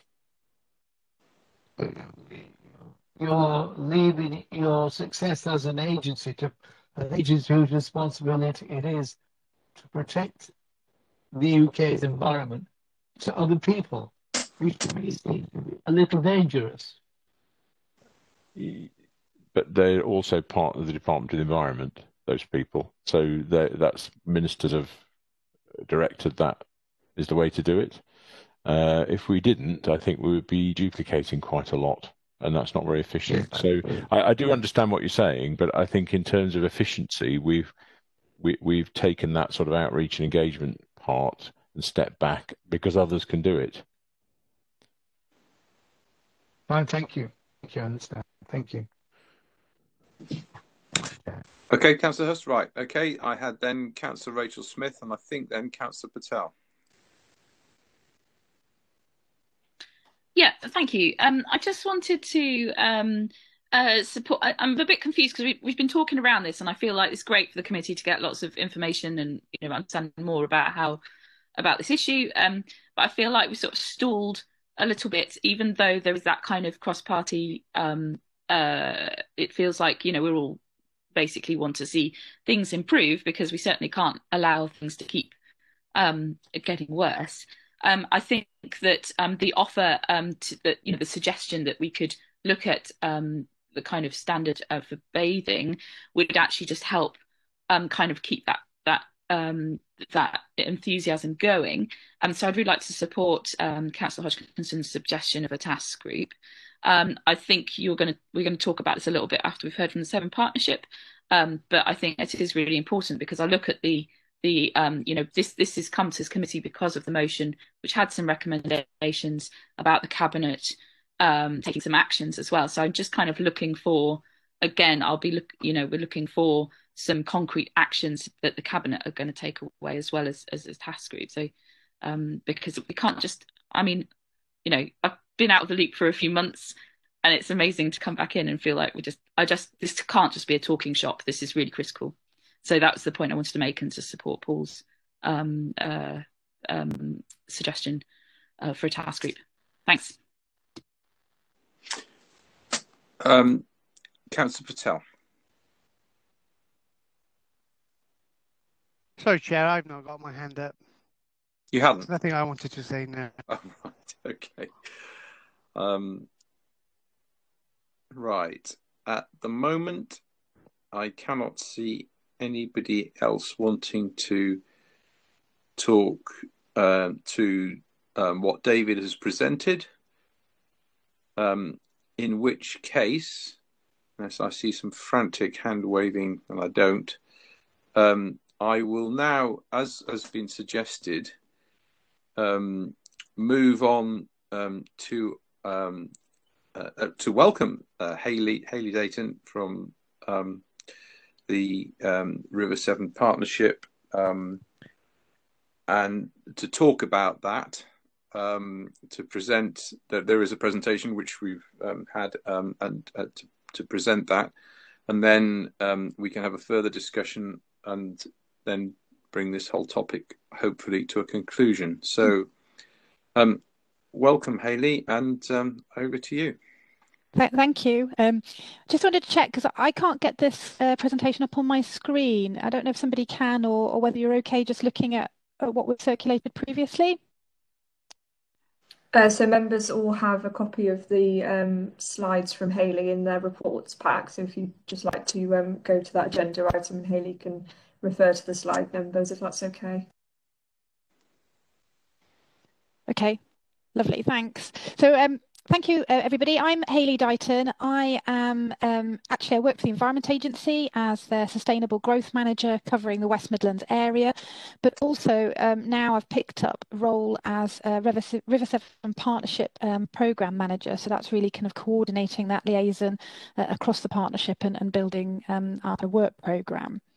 So if we move to slide 2, this is just kind of an overview on the partnership, what it's about, and kind of where we're headed. So it's a new partnership. We've only kind of came together initially in September 2019, and that was through my role as growth manager. I've been going out talking to local authorities, LEPs, infrastructure providers, looking at our proactive role as the Environment Agency, rather than the reactive role that you've just been talking about, and how do we kind of come together early on to develop develop kind of long-term planning around the environment and bring our collective resources on and our investment planning together, and at a different scale. And this is all set in recognition that we've got some significant challenges, and those challenges affect all of us, notably, the climate change piece, the water quality piece you're picking up on here. As well as the kind of whole economic and kind of social drivers. How do we really go ahead with sustainable growth and kind of prosperity and social well-being, and using the environment in the right way to support that? So this is about building capacity with partners around the wider work that you're involved in, and how, rather than looking at the environment at the back end and trying to mitigate impacts, how do we look at it right up front as that real important natural asset, and kind of create those efficiencies, moving from risk management into asset management, that we can really then capitalize on the unique role of the environment that we have, and particularly in the current context, use it as that catalyst for resilience and recovery going forward, and recognizing that we're all doing lots as individual organizations, but actually those challenges that are facing us are really significant, and we can't do it on our own, and we shouldn't do it on our own. So there's looking at partnership working and strategic partnership working over the long time, where we can really kind of maximize those benefits and those efficiencies across all our organizations. So the point of this is, across this partnership area, can we develop a collective long-term catchment plan that puts the environment at the heart of it and develops a shared infrastructure program around the environment that brings together flood risk management with water resource management and kind of natural capital management. And traditionally, we kind of deal with those issues separately. They've got separate investment funding streams. Can we bring them together and look at the environmental infrastructure that we need and how it could deliver multiple benefits across those, as well as more kind of widely and across the kind of social and economic sphere? And as part of that, address these big challenges we have around climate change. We're a rural economy, lots of uncertainty around Brexit and kind of land management. How do we move forward and be more proactive around testing some of that? And then where we are now in the whole kind of green recovery piece and looking at the environment and the environment services in a different way. So slide 3 then, this sets out kind of at the very top in that blue, the kind of ambition of the partnership to be really pioneering and a transformational partnership, bringing together those multiple organisations. So this is across government organisations, local authorities, LEPs, infrastructure providers, water companies, down to NGOs and land managers, and look at the collective resources, skills we have across that, and how we could drive a resilient and sustainable economy. Looking at the river system, we've got Britain's longest river network here. That's a unique asset, and that we could really do something innovative around a programme of infrastructure delivery focused on the environment.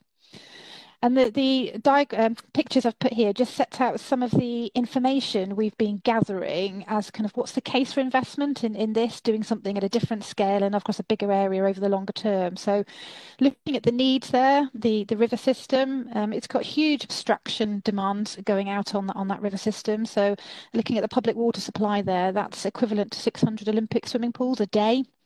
And that then also supports agriculture, so about 40 Olympic swimming size pools there, and then industry as well. So for society, for the economy, it's a huge asset, and we need to look at how we manage it going forward.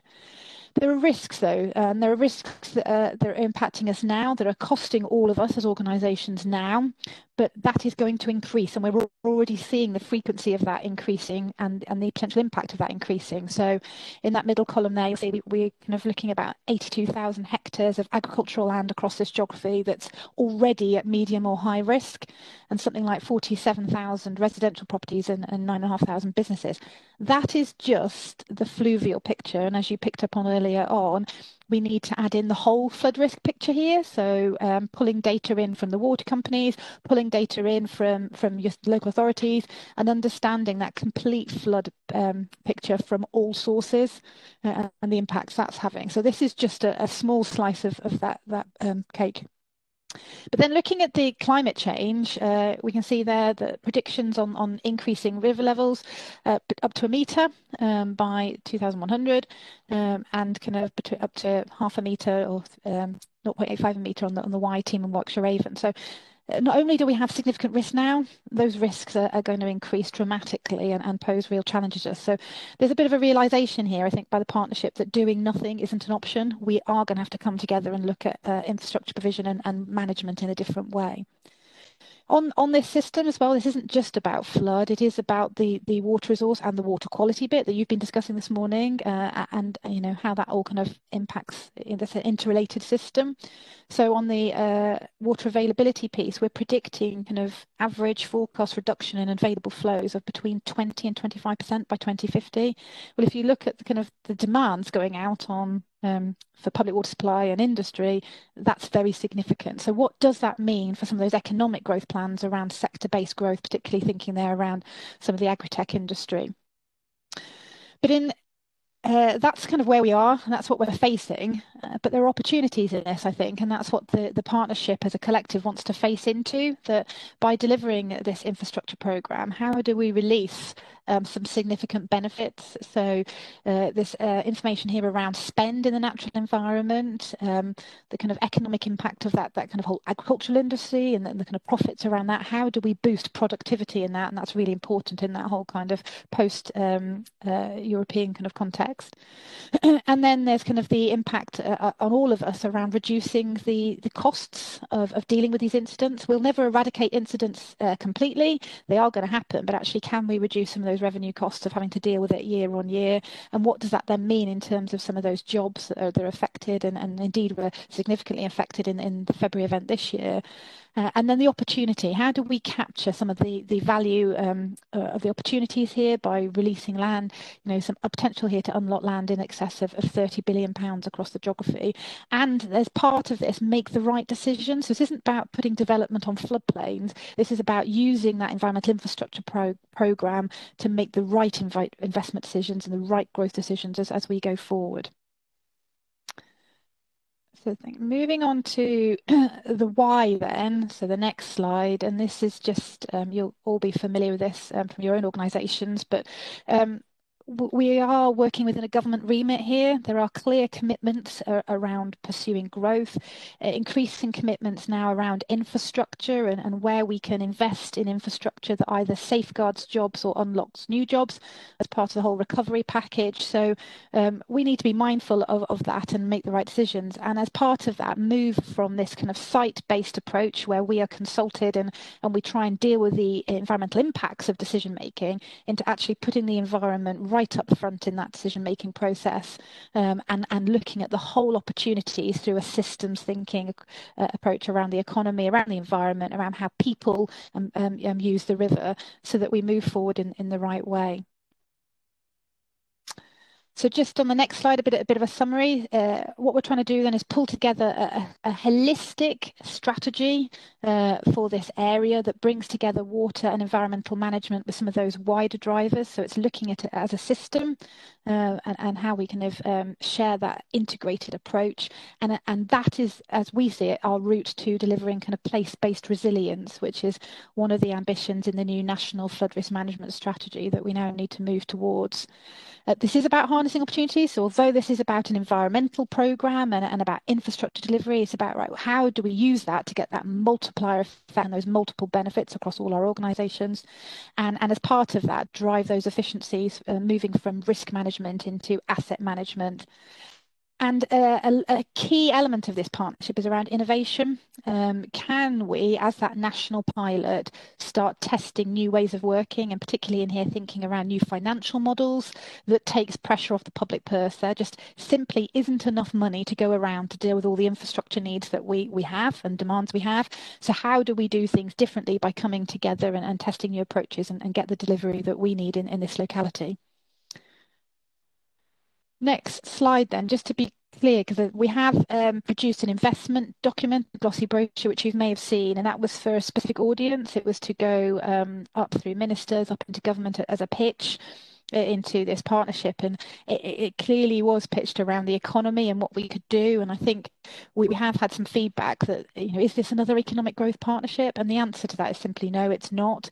It's an environmental partnership, it's an environmental programme, but it's about how we underpin those existing kind of partnerships and growth work and place shaping to make sure that that is the most sustainable and resilient approach going forward. It isn't, although I've talked about, how do we capture value and how do we unlock land and things, that is certainly one of the drivers, but it isn't about accepting development in the floodplain. It's about making sure we have that environmental infrastructure programme up front and that we make the right decisions off the back of that, rather than putting in the infrastructure at the end and trying to react to those decisions. And it isn't about one single infrastructure solution. So we have had some funding announcements to accelerate some schemes, particularly around Shropshire. But it isn't about that one particular scheme. This is about a programme, a catchment-based approach, and how do we as a collective develop a suite of measures across that whole geography at different scales and doing different things that come together and address these challenges that we have and move us into a better place. So there isn't going to be one solution here that fixes the problem. It is about that integrated programme over the long term. So this next slide then just sets out the vision that we have, a map of the geography and some of the partners that are now around the table in this partnership. So in terms of a vision, this is recognising we have something unique. We have got Britain's longest river network, like I say. How do we use that and really harness that opportunity to create a vibrant and resilient area and the kind of a programme of innovation around flood risk, around water resource management and kind of natural asset management, use that innovation to really excel across quality of life, improve those kind of local economies and get us to the point of net gain, a net environmental gain, which is where we all kind of want to be and where we've got requirements on us as organisations. So you can see there, although this geography is based around the main River Severn corridor, it also brings in the Warwickshire Raven, the Team and the Wye, and it is about the wider geography alongside that river corridor. So we're using the river corridor as the kind of the basis of the partnership, but actually this is about combined environmental management across that geography. So it does bring in the surface water management, the drainage network management, as well as the river system, because it is also interrelated. And around the table now, in terms of the partners, we've got all local authorities, district and county level, the Environment Agency and Shropshire are the chairs. We've got the 3 local enterprise partnerships, as well as conversations now happening with the Grow Mid Wales partnership and Powys. Severn Trent Water, increasingly a significant player in the partnership, as are Water Resource West. They are the strategic partnership that are dealing with water resource management over the long term, and there's a lot of alignment between the partnership and programmes going forward. And then Wildlife Trusts, Severn Rivers Trusts, and increasingly now further conversations happening with other infrastructure providers. So Midlands Connect around the A46 trade corridor, Homes England really keen now linked to how do we drive forward kind of housing delivery in this area as well. So next slide, and this you'll all be familiar with this, but we've been running workshops across each area, and we recently did the Gloucestershire one with kind of partners. We now need to expand that out to kind of more at a kind of community level, but this was just showing kind of some of the data on what we know now, both as the Environment Agency, but also some of the data from Severn Trent Water and Water Resource West, just to give everybody an idea of kind of that environmental context, but also what's that forward look like in climate change, and therefore why we would need to come together and do something. So this ecological status, I know you've been kind of picking up on this today. Clearly there are huge challenges here, and that's going to really cause issues around future abstraction licensing and the headroom available to abstract across the geography to support kind of that public water supply as well as those businesses. So that's a real challenge certainly for the water companies and for us as organisations going forward. The next slide then around climate change impacts. So this shows some of the data around that available water going forward. And like I said, we're looking for Gloucestershire about a 20% reduction in average water availability by 2050. So what does that mean in terms of wider decision making and plans that partners have, and how do we therefore go forward collectively? Then on the next slide, we've been having a look at the kind of economic impact. So this is a national study. And we know the kind of impact of drought is about 6% of turnover. But looking more specifically at the Gloucestershire figures here, we've picked out some analysis around the food and drink sector and the manufacturing sector. So you can see there about 384 million and 3.6 billion impacts of drought on those sectors predicted there through some GVA losses.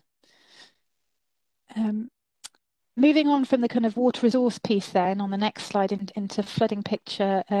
Again, this is kind of been driven by my team and our work. So it's fluvial. We do need to add on the surface water, and I'm working very closely with James as part of the partnership on this. But you can see there some of the impacts across Gloucestershire around flooding, which will be well known to you and is what's driving our investment programmes and decision making at the moment. But again, on the next slide, if we start looking at more of the analysis around that and those economic impact, you can see here we've got some annual average damage figures of 6.2 million for Gloucestershire, potential GVA losses around 45 million, affecting businesses with a rateable value of in excess of 57 million. So there's some big figures here, and I think it just helps to show really why it's worth investing in this and what returns we might get out of looking at a long-term infrastructure programme. The final one then, I think, around some of the data is around transport, because that's a big one in my mind. How do we get infrastructure decision making coming together in a more integrated way so we don't get investment going off in road and rail infrastructure and not taking account of this kind of flood picture? Can we get some of these monies working together so that we build resilience across wider infrastructure delivery? So from a transport perspective here, you can see about 80 kilometres of main roads affected by fluvial flood risk. But significant more impacts. That's just kind of like the starting point. And I won't go over the next slide. I think we've picked that up, but just climate change, a real awareness that this is going to get more frequent and the impacts are going to be more severe, as we're all very aware. So in terms of the work to date then, like I said, we only came together initial conversations in September last year. We've let that naturally evolve into a partnership, and more people have come to the table into forming a kind of programme board and that core partnership, and we have some draft governance and an MOU in place for that. And as part of that, have now been undertaking wider engagements. Like I said, we've been running a series of workshops in each county and really showing all this data and having quite frank conversations around what does that mean in terms of risks, but also where might be the opportunities that we should start looking into around this infrastructure programme. This all happened at the time of significant flooding, so November, February last year. So as part of that, we were asked to attend a ministerial debate in March on Budget Day this year, and there was a call for an all-party MP consortium to form.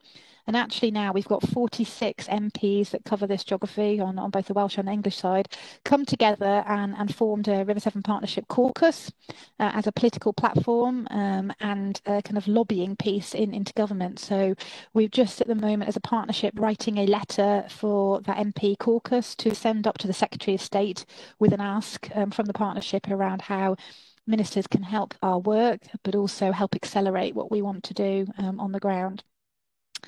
We produced a high-level kind of visioning document in July, and like I said, that was at a time when Cabinet Office were advising us that we needed to do that because conversations were clearly happening around infrastructure that can be accelerated to play into the COVID recovery. And as part of that, that happened very quickly. In a month, we landed around £41 million of investment through the partnership to accelerate schemes, but also be a national pilot. So we got some money, capital money, to accelerate 3 infrastructure schemes. There's one kind of north of Shrewsbury, Tenbury Wells Flood Alleviation Scheme, and a programme of carbon offsetting. And then we got identified as a national pilot, so one of 4, to take an adaptive pathway approach and produce an adaptive pathway plan. So this is a part of that new way of looking at water management. Traditionally, we make decisions on an infrastructure scheme and we try and forecast what climate change will look like, and we make sure that the scheme's designed into that. But actually, there's a lot of uncertainty around climate change, and there's a lot of uncertainty around growth decision making and what place is going to look like. So the idea of this adaptive pathway plan is that we map through over the long term, different scenarios around the climate, different scenarios around growth, and produce a pathway for investment through that allows us to adapt our approach and flex it according to those different scenarios and as we require. So much more kind of flexible approach to water management and infrastructure delivery, and is a collaborative approach that brings all the partners around the table so that we can do this collectively. So we're just kicking off work with that. We've got 1.5 million to produce that plan from April next year. It will look right up to 2100, and it's building on work that's already been happening across the Thames 2100 strategy and the Humber strategy. So we're right up there, like I said, as one of the kind of real forerunners nationally, and as part of this, testing out that new national flood risk management strategy as well. And then linked into this and the work we've been doing, there's £200 million funding available, I think 150 actually available for Innovation Resilience Programme, and this is for the lead local flood authorities to bid into, to test out resilience measures. So again, working very closely with James and his colleagues across the area around how we use the partnership to add value to what they want to do. A clear bit of that Innovation Resilience Programme is demonstrating a strategic case and also collaboration across areas. So I think this is where hopefully the partnership adds value, and we can test a series of measures in different geographies and share that learning as we go forward. So that's something we're just working on now, and hopefully an expression of interest will be going in early in the new year. And then through the partnership, Severn Trent Water, like I said, are extremely actively involved in the partnership. Through their green recovery work, they have been asked to produce business cases for infrastructure, again, that will accelerate job creation, safeguard jobs. So through the partnership, we are helping support that process and see where we can develop kind of shared business cases that deliver the kind of that bigger benefit piece. So final slide then, just to give you a kind of how this is all shaping up, because the last 12 months have been a bit of a whirlwind, lots of conversation, lots of ministerial interest, but this has actually got to mean something in terms of the delivery programme. So it's kind of beginning to shape up into three clear areas for the partnership in terms of where we are at this point in time. In terms of the now, and we've got some accelerator projects, and this is the funding announcement, like I mentioned, that we got in July for 3 schemes. So we've got that Severn Valley Water Management Scheme. We secured 30 million for that, which will be some combined flood risk water resource management north of Shrewsbury. We've got Tenbury Wells Flood Alleviation Scheme, so we secured 5 million for that, and that will finally allow that scheme. It's one that we've had on our books for a while, just hasn't been cost beneficial. That will now enable that to get started, and the LEP have kind of supported that as well. And then we've got 5.4 million for a carbon offsetting programme. So that's offsetting the 6-year flood risk management programme, but how we've all got carbon agendas, how do we bring that together and use that as leverage to deliver a bigger programme across all our organisations? So that's the accelerator projects, and we've got under that government announcement, we've got requirements to deliver that between 2021 and 2027. As a partnership then, we want to come together and what is our infrastructure programme? What does that start to look like? So we have brought in consultancy support at the moment to pull together projects from across the whole geography and all the partner organisations. And we've had over 200 projects that have been collated over the last month or so. We've, as through the consultancy, they've been ranking them on deliverability and kind of value and where the partnership adds value. And trying to move them from individual projects into this systems thinking approach where we kind of get that real added value. And that's now being pulled into kind of 4 demonstrator programs with all the projects sitting below that. And I need to update these slides because the kind of names have changed a bit. But in effect, the first one is around relooking at resilience and how we unlock potential. So that's how do we proactively build water management schemes that then unlock further benefit and recycle that benefit back into their funding. So that's very much that integrated water management approach. The second one is around, we've got issues as a group of partners around nature recovery. That would fit really well with natural flood management, habitat regulations assessment linked into planning, and this is all set within ambitions for like regional parks and this opportunity to create a wild belt across the partnership area. So that's about very much a kind of nature-based solutions, and this is where again conversations are happening with the lead local flood authorities around the Innovation Resilience Programme. there's a clear programme in here around whatever we do. So we will invest in infrastructure through the first demonstrator and natural solutions through the second one, but we're never going to eradicate risks. Climate change, that risk is still going to be there. So there's a programme then around resilience and adaptation, and could we become a centre for excellence for actually living with water and how we adapt to it? And this third programme is more around, could we have some accelerator projects throughout the geography that really look at that kind of adaptation piece and testing that out and linking with some of the academic institutions around learning? And then the fourth one is less thematic, it's more place-based. We've got a lot of activity, a lot of partners starting to kind of converge all around the Warwickshire Avon. So this does fit in with Severn Trent Water's green recovery business cases. We've got Worcestershire really keen around some town deal funding. We've got agri-tech sector pressures here around water availability and lack of resilience going forward.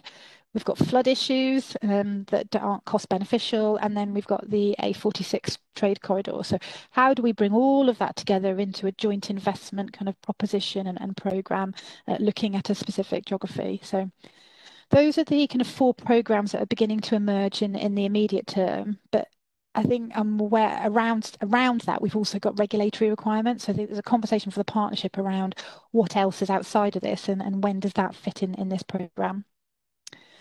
And then the latter bit is more around looking into that long term. So this is this adaptive pathway plan. Like I said, we're one of 4 national pilots.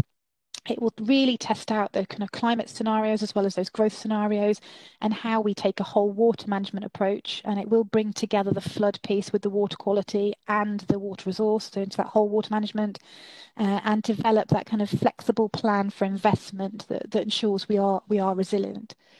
We're just kicking off work. Like I said, we've got 1.5 million next year to kind of do that work. From April, but we have also secured some money from Environment Agency nationally this year. So it's only 150k, but we are now just starting that work off. We've only got the final few months of this financial year to get that done, but that will start working with partners around what would they want this plan to consider, what would be our measures of success as a partnership, how we start off with some engagement, getting people thinking about this long term, this more flexible approach rather than individual capital infrastructure solutions, and then looking at the data. What data have we all got, or where are the gaps, and what do we need to fill as part of that? So I think that is the slide deck. I'll stop there. Whistle stop tour. I'll take questions. I think I've got. Sorry, I think you can probably hear me. Thank you, Hayley. I will start with, I think I saw Councillor Orford indicating. Over to Councillor Orford. Thanks, Chair. And thanks, Hayley. It was a whistle-stop tour of a massive piece of work that's being carried out. And I just wondered if James would want to give the GCC take on the partnership and the sort of things that we are considering where we would be looking to put bids in. There's a lot of upstream investment, but where the investment possibly could come in relation to GCC. James is well aware of my hobby horses, but he is my lead officer on the committees I sit on, so we have to go with the same ideas when we're going with the begging bowl. But James, I'm sure, will update members on where we are as a county authority. Thank you, Phil. If I may, Chair, and it's always a relief, Councillor Orford, that we're always on the same page. There's never any disagreement between us, so that's great. My take on the partnership really is we all know water doesn't respect county boundaries.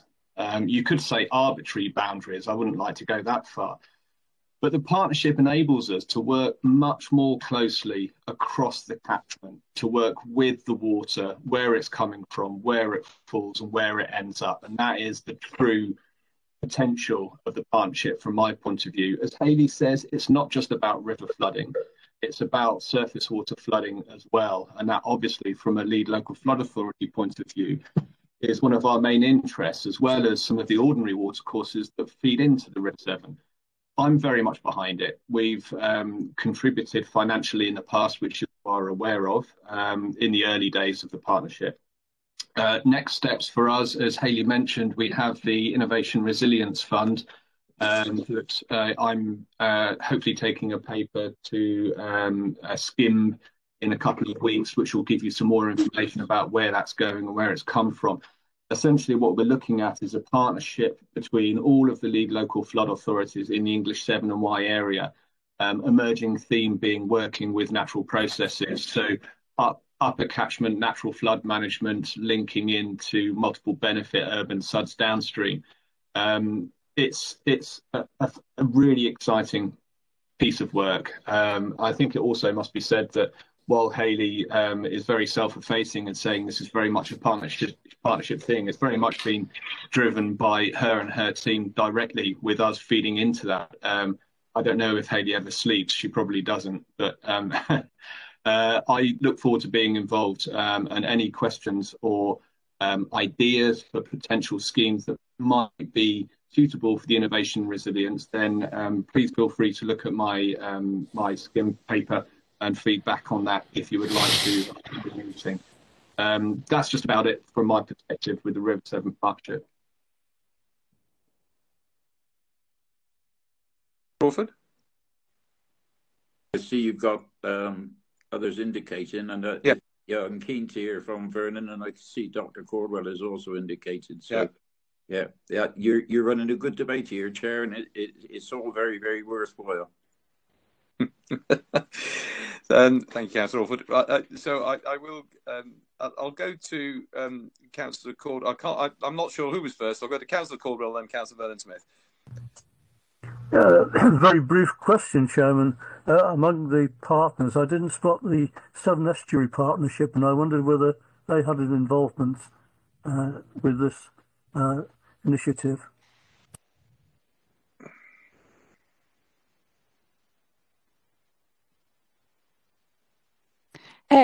Sorry, I'm being chased for another meeting, so I'm going to have to abandon ship in a second. I'm really sorry, but David's here and he'll pick up. Yeah, I can take over. Yeah. But I've had initial conversations with them. I think it's fair to say we now need to pick up on that with a much more detailed conversation and see where we can bring that together. I think it's fair to say this partnership's naturally evolved, and what started off with one conversation with one local authority has suddenly gone into this massive partnership. And in some ways, I think that's a massive strength. People have come to the table because they've wanted to, rather than me doing the rounds of that. But I think that does need formalising now a bit more, and really thinking who sits where, how we set up that governance structure, and link into existing groups. So that's probably a fair comment on where we are now at. All right, thank you. Thank you, Hayley. Are you leaving us now? I'm really sorry. I'm getting chased for another meeting. So, but thank you, and I will. If there are any comments, please, come back to me and through David, through James, and I'm happy to come again and talk about the work of the partnership if that's of any help. Well, that's a very kind offer, and we are very grateful to you. Coming in today, and we may well take you up on that. So thank you very much indeed. Goodbye, Hayley, and thank you. Thank you. Thanks, bye. Thanks, Hayley. Councillor Vernon Smith. Yes, thank you, Chair. The partnership, and thank you. Though Hayley's gone, thank you for that presentation. The first time, and I think her last comments about strength is an important issue here. Flooding issues is an issue very close to my heart, and why I got involved in councils, to be perfectly honest, with local authorities. The first time I heard, and I agree totally with what James has just said as well, a lead officer on flooding.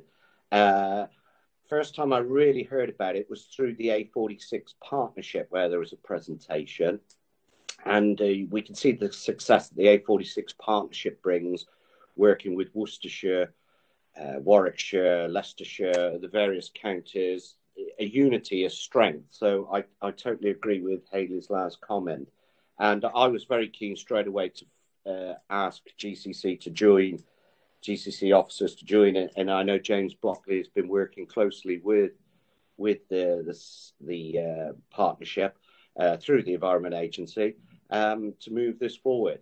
Yeah, I think it is an excellent way of looking at in mitigating flooding issues, if I can use that from a flooding point of view, because obviously Gloucester County Council were always very key. Our priority is to protect homes and properties from flooding.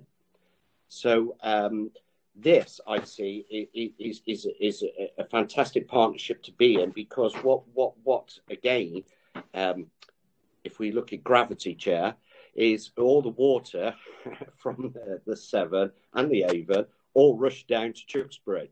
We're at the end of it. So flood alleviation shouldn't be just in an area, and this is where it's good, where we're now working with Worcestershire and the schemes she mentioned, Hayley mentioned, because what you have to make sure is whatever mitigation measures you put in, you've got to make sure that you don't add on a problem to somewhere else.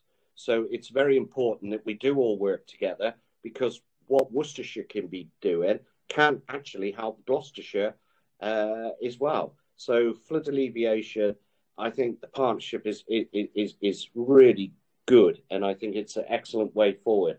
I totally agree with what Phil Alford is talking about. Yes, straight away, I know James and the team are working on various schemes. We continue to deliver flood alleviation schemes. I think James will correct me if I'm wrong, but I think it's something like £50 million worth since 2007 we've done in partnership with Environment Agency, local authorities. TBC contribute, as all do districts, to flood alleviation schemes. And so I know we've delivered around 50 million in flood alleviation projects. Moving forward, we continue. We have a programme of works. We just last year delivered a 2.5, again, James, correct me if I've got the figure wrong, 2.5 million flood alleviation scheme in Cheltenham, which is a big attenuation pond, again, working with the Environment Agency. And again, that helps because it is like all the other rivers, like the Chelp, and where we were talking about the Windrush earlier today. All these rivers, everything's interlinked. And so I think the partnership is a fantastic way forward. Obviously, James and the team are busy bidding. I know Phil's hobby horse at Maisemore. We push hard all the time on various local schemes. And I would just finally end with, so I'm totally supportive of it. What I would say finally, and not for an answer now from David, is we worked recently, myself, in the local MP with the flood alleviation team about a problem of possible flooding through just under the M5 at Northway. And I know, thanks to the Environment Agency and support, and from the MP, we've got, I think, Highways England. So I'm not asking now, David, but if you could give us an update to the flood alleviation team when that work is likely to be taking place on the Carrot Brook at Northway, will be most welcome. But again, that's working in partnership. This bigger partnership, and I am pleased to be now working with Worcestershire and Warwickshire on their schemes, because it all helps. So, no, I think it's an excellent idea, and GCC are fully committed to supporting the partnership. Thanks, Chair. Thank you very much, Councillor Smith.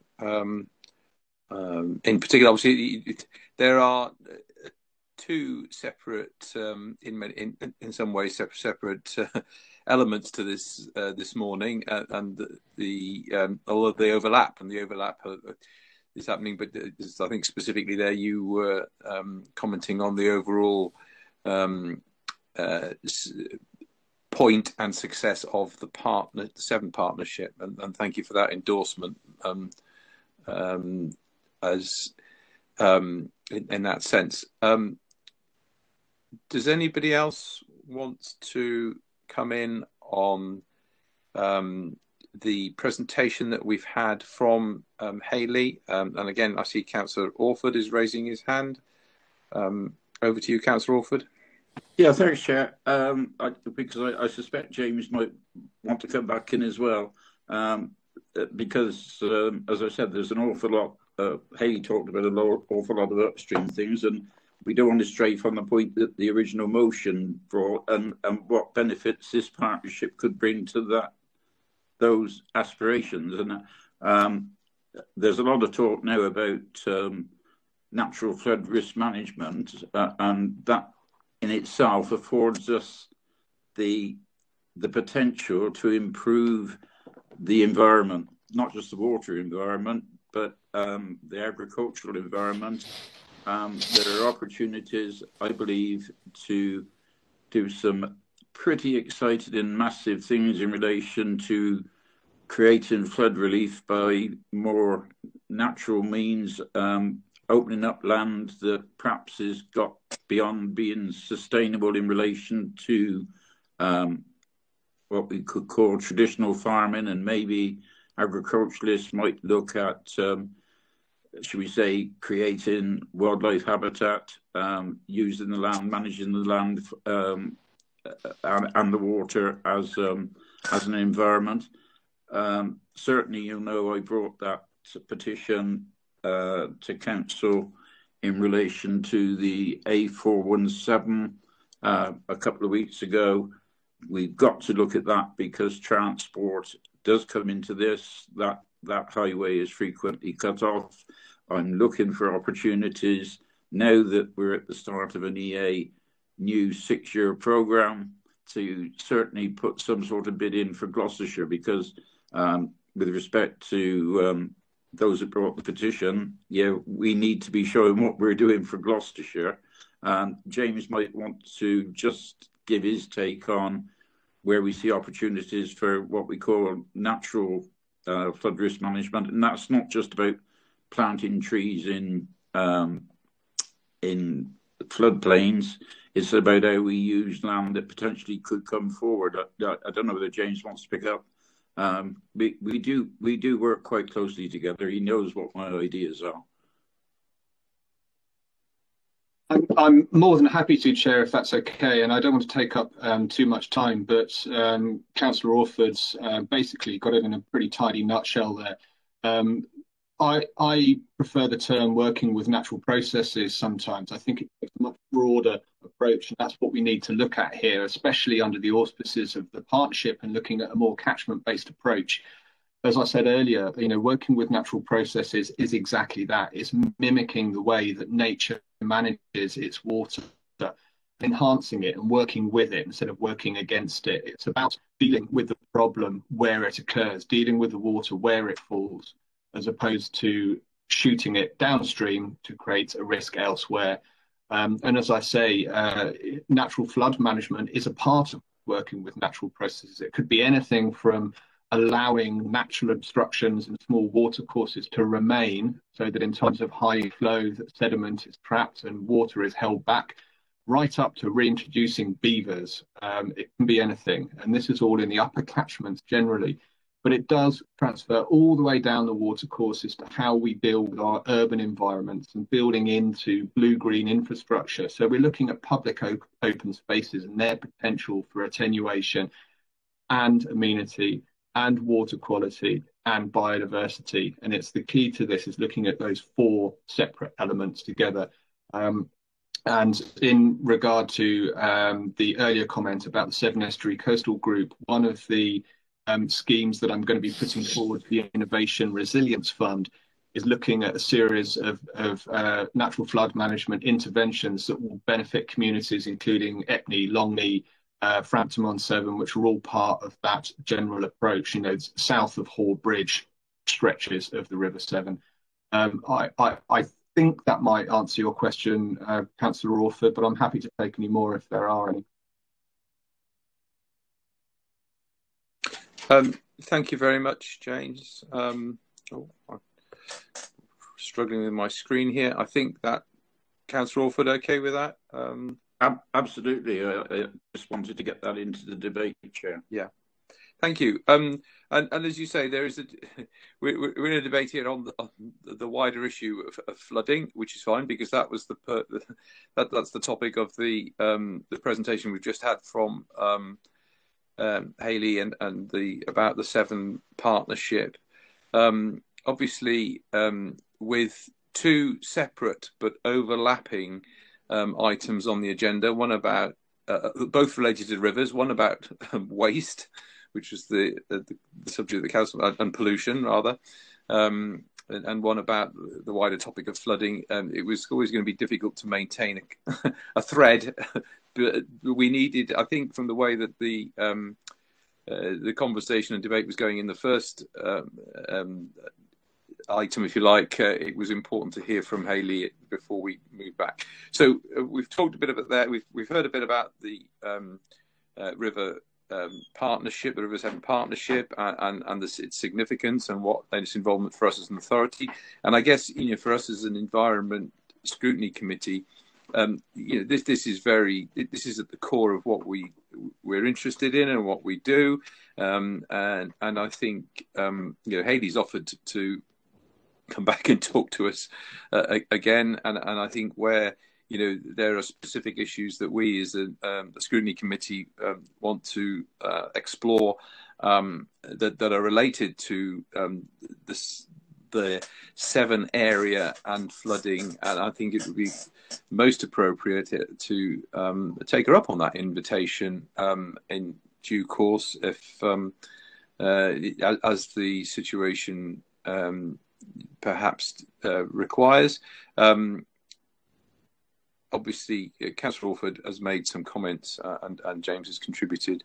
I don't see anybody else looking to specifically talk in the wider sense about the River Severn partnership, unless I've got that wrong, unless anybody frantically waves at me at the moment, in which case I will bring the conversation back to specifically to the council motion that we were talking about earlier on, and the issue of river pollution.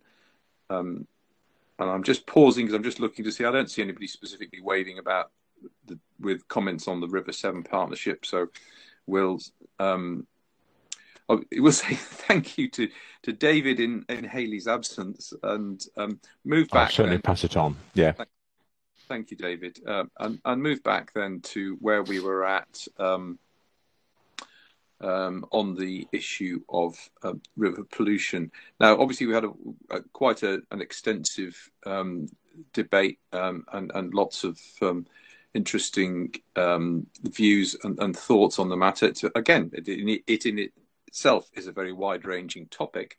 But the question is, what do we as a scrutiny committee now want to see happen as a result of that debate? A particular suggestion was raised about pursuing a particular aspect, that is about water quality in a particular area, and David introduced a concept, something which exists within the Environment Agency procedures, if you like. And whilst the debate has been going on, Sophie's been very kindly doing some nifty footwork in the background to establish a bit more about the appropriate procedures and what we can do as a committee in addressing the issues that have been raised, what would be a sensible way forward. And I think at this point I will just say, and it's my apologies, my mistake, I probably misled committee members at the beginning, and when I referred to Vernon Smith as the cabinet member. And I think there is this thing about, who's responsible for what, and it's a very fine line. But as I understand it, and I have been corrected, that whereas Councillor Vernon Smith is responsible for the flooding aspect of rivers, as far as I think the council motion is about pollution, and I think that falls under Councillor Nigel Moore's remit, if I've got that right, because that's about waste management. And I think it was actually Councillor Nigel Moore, my apologies to him, who recommended that the motion come to this committee for further investigation. Councillor Moore, have I got that correct? Yes, you have. I'm grateful. At last? Yeah, no, that's good. No, thank you. Very happy with that. If I might just take the opportunity then just to give my thoughts about where we might go next. I mean, the resolution deals with a series of overriding objectives, but the discussions to date on this and what we've expanded during this committee meeting is that areas of concern relate to specific local issues. And I see a benefit in a task group that better identifies the issues across the county so that we can identify what the specific roles of GCC and the other partners are and which need to be addressed. Now, several years ago, and I know that you were involved, Rob, we set up a number of flood alleviation groups. One of them, Councillor Hodgkinson and I were involved in the Cotswolds, and we reported to Councillor Vernon Smith on that. And a lot of good work was done by those individual groups because it allowed us to really focus on the specific local issues, what the particular problems were, and what the individual partners were involved. And I can say in terms of my own division of Moreton, we did a lot of good work because we brought together the EA, ourselves, CDC, the Town Council, and as a consequence of that, we were able together fund the Moreton Flood Alleviation Scheme, which came out eventually at a price tag of 1.2 million. And that could never have been achieved without that working together in that way. But also it was because we did have the time to deal with the really local issues, because the scheme that finally materialized was very different from what I think people conceived of at the outset. So I would back what Councillor Hodgkinson has said. Let's look at a task group. I think we've had some very good task groups from this environmental committee over the last 8 years that I've been involved. And I would certainly, as a cabinet member, welcome that approach. Thank you very much, Councillor Moore, for making, in effect, that proposal that you are seeking to take it on as cabinet member to address the issue. And my apologies for getting the responsibilities wrong at the start. So, as I understand it from the investigative work that Sophie did, there is as far as making a representation or involvement with the Environment Agency is concerned, there is a process there.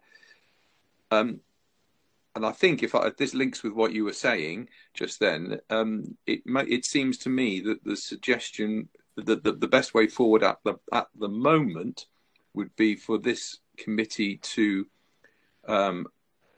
recommend to and ask you as the cabinet member, Councillor Moore, to take the matter up in the first instance to establish what needs to be done and how it can best be done in working with the Environment Agency, and then bringing it back to us as a committee to make a suggestion as to if it's a task group that's required or if something else. Does that match with what you're just saying, what you've just said, Councillor Moore? Entirely, because I think as I would envisage it, really would be a question of a task group. Those members who would like to be involved with that task group, basically then working with Sophie to come up with an agenda for the work of that task group, and then essentially seek support as a cabinet member so that we resource it sufficiently in terms of officer time. So I would really see that as something emanating from the committee rather than emanating from me. I've obviously indicated that I'm totally supportive of it, but I think it's an opportunity for particularly the proposers of the motion to put their views forward. Thank you, Councillor Moore. I see that Sophie wants to come in here, and I guess to put us right about procedures. Over to you, Sophie. Thank you, Chair. I just thought it'd be useful to come in. I think there's two separate issues that the committee have discussed this morning. So we've got the suggestion of a task group, and as Councillor Moore rightly said, it would be for myself and a proposer and seconder of that task group to work on a one-page strategy for the what the task group would like to look at. I think the other issue I've picked up on is the suggestion from David about the government process that can be looked at in terms of designation of bathing water. Now, that action would have to be referred to the Cabinet member to look into if the committee would like to do that. That wouldn't be for the committee to do itself. So that's how I see the separation there. Just one note to suggest to make the committee aware of in terms of a task group. Obviously, we are running up to PERDA sort of into March next year. So we do have to be mindful that the task group wouldn't be able to meet post the 22nd of March. From the top of my head is when PERDA starts. So it may be something that would have to be concluded by that point or referred on to the next council after. Thank you, Sophie, for clarifying that. Now, I think I'll come back to you then, Councillor Nigel Moore, in just a moment, because there are two things there. But I understand that there are, from Sophie, there are a number of people wishing to come in at this point. And I think I've got this right, that Councillor Hodgkinson wants, and obviously Councillor Hodgkinson is the proposer of the original motion. So, Councillor Hodgkinson. Yeah, thank you very much. It was just really to thank Nigel for his support for the suggestion I made about having a task group of some sort. So that great to have that support. Thank you very much. I think it would be a great way forward. And I just want to signal that I'm very happy to serve within that if this committee wishes me to. Obviously, I'm not on the committee, so it's your choice, isn't it? But, very happy to serve within that. I've got quite a lot of knowledge of the subject. Just to flag to you that I've got a face-to-face meeting, one of the very few I ever have now, at 1 o'clock, so I'm going to have to disappear in a second. But I just wanted to register that. Thank you. Well, thank you very much. And I'm hoping we are getting to a conclusion here, Councillor Hodgkinson, so you'll be able to. But just before I come to the others, Councillor Moore, you looked as though you were going to respond there. I'm pleased that Sophie backed up what I thought was the correct approach. I mean, Paul and I have got a lot of experience together working on these task groups over the last 8 years. So certainly, I think it's a good way forward. It'd be important to get that task group perspectives agreed at the March meeting. Obviously, it will go into the next administration, but nevertheless, it'd be good to get that as a piece of work in progress. Thank you. I've got Councillor Caldwell. No? Okay. In which case, Councillor Rachel Smith. Yeah, hi. I'm really pleased that we're going to be... sorry, we've got lunchtime. I'm really pleased that we're, able to take this forward. I missed a little bit because this, but can I just clarify? So we need to get it done by mid-March. So is there a sense of urgency that we're actually going to really look at this and try and move this forward quite quickly? Did I miss that? Sorry, my daughter woke up.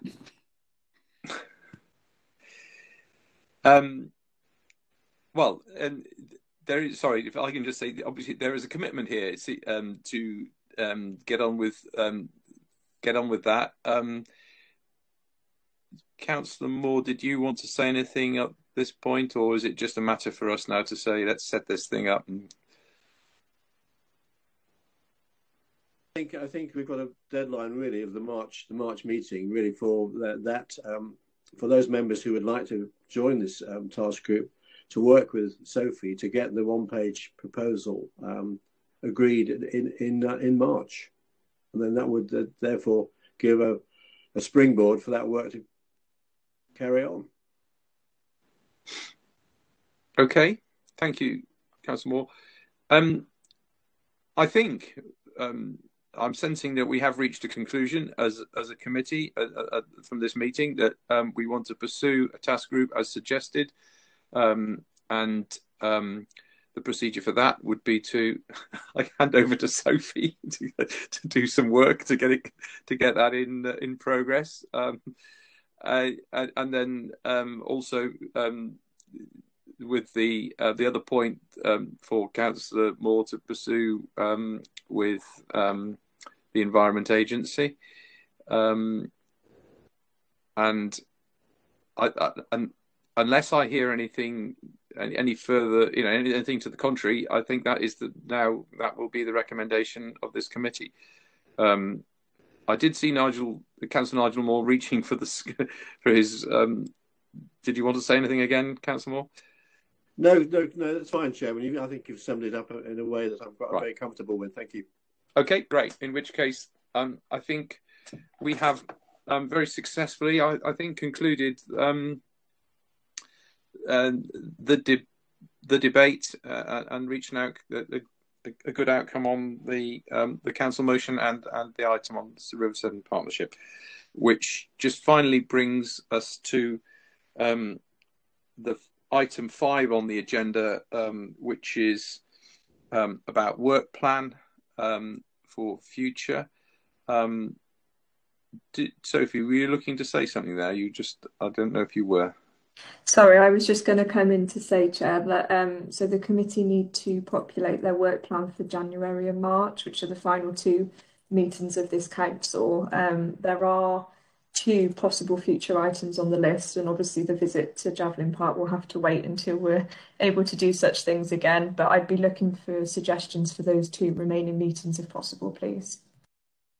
Okay, thank you, Sophie. At the moment, does anybody want to bring anything up that they would like to see brought forward? I'm not seeing. Yes, me. Who was that? Councillor Rachel Smith. Yeah. Hello. I think that and again, I've not been on this committee for a little while. I'm subbing for Eva probably for the rest of the term. Climate impact assessments. When we're making decisions, I think this was a promise that was made previously about how we look closely at the climate implications of cabinet decisions. It'd be really important. I think it's really important that we look at that, given our commitments as a council and for the county as well. That we look at some of the climate impact measurements.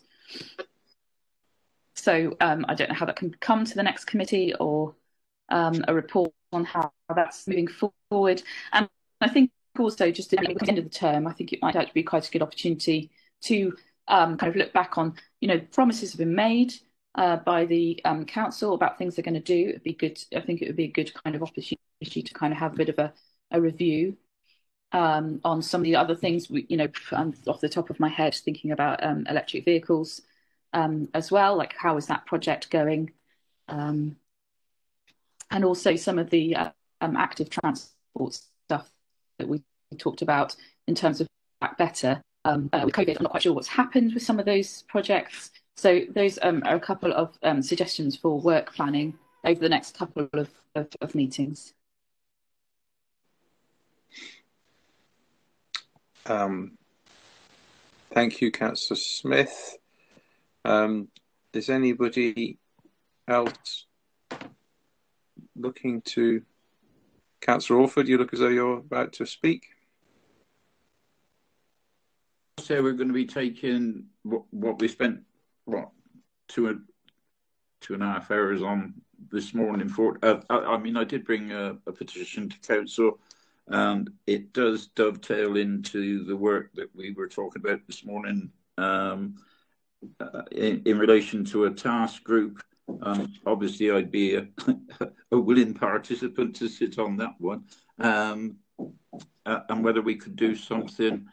January is tight, but certainly something to do with that infrastructure in relation to flooding, perhaps for the March meeting. Sorry, Councillor Orford, I'm not clear exactly what you want as an item. Well, it was in relation to how we deal with the flooding highway issues and whether we could bring something in March through Simon Excel or, well, Simon and James Blockley, I would suggest. It's just because it is in the local transport plan, but there's no bid featured yet, and I'd like to see that there's perhaps a potential to get a bid in for that piece of work. I think I'm clearer now. Thank you. Sorry. I'll just go to Sophie to say, did you grasp that as in what, as an item? Yeah, that's absolutely fine. I'll work with officers offline. Yeah. Okay. Any other contributions to this?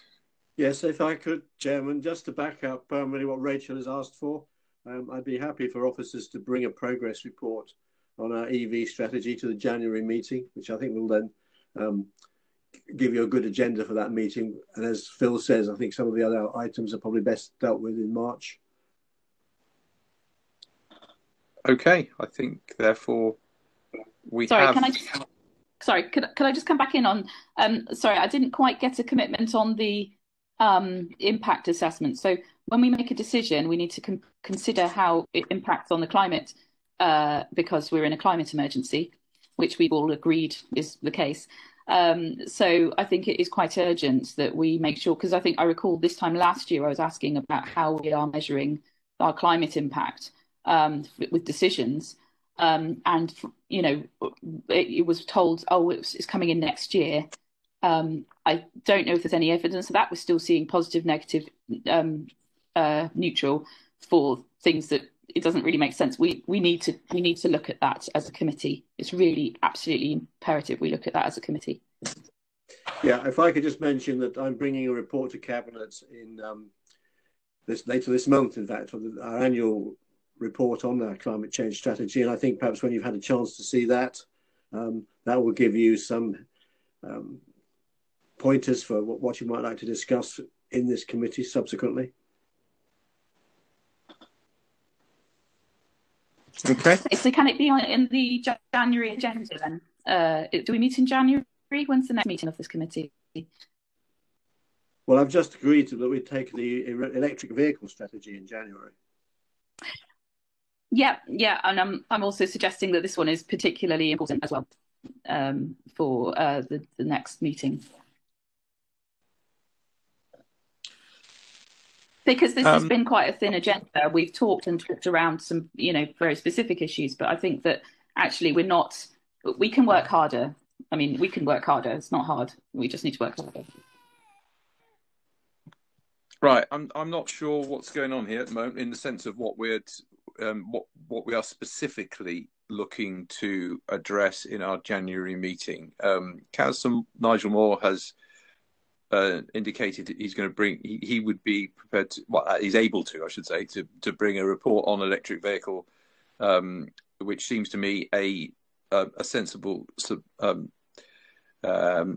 item to discuss. We try and work on the basis of one significant item per committee meeting. It seems to me that what Councillor Moore has just said, that the issues that you're talking about, Councillor Smith, will develop as a result of the paper and information provided to Cabinet later this month.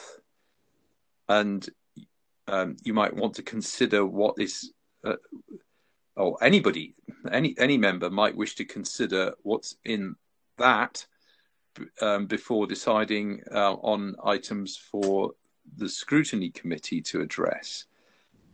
And I'll just check. Have I got that right, Councillor Moore? Because obviously you're telling us that there's a paper coming to Cabinet. Yeah. Yes. No. I think yes. I think, as you say, all committee members really need to see that report that's going to Cabinet and will be available very shortly. That will give them a whole series of pointers. I think I'll probably give you an agenda for the next 2 years. Fine.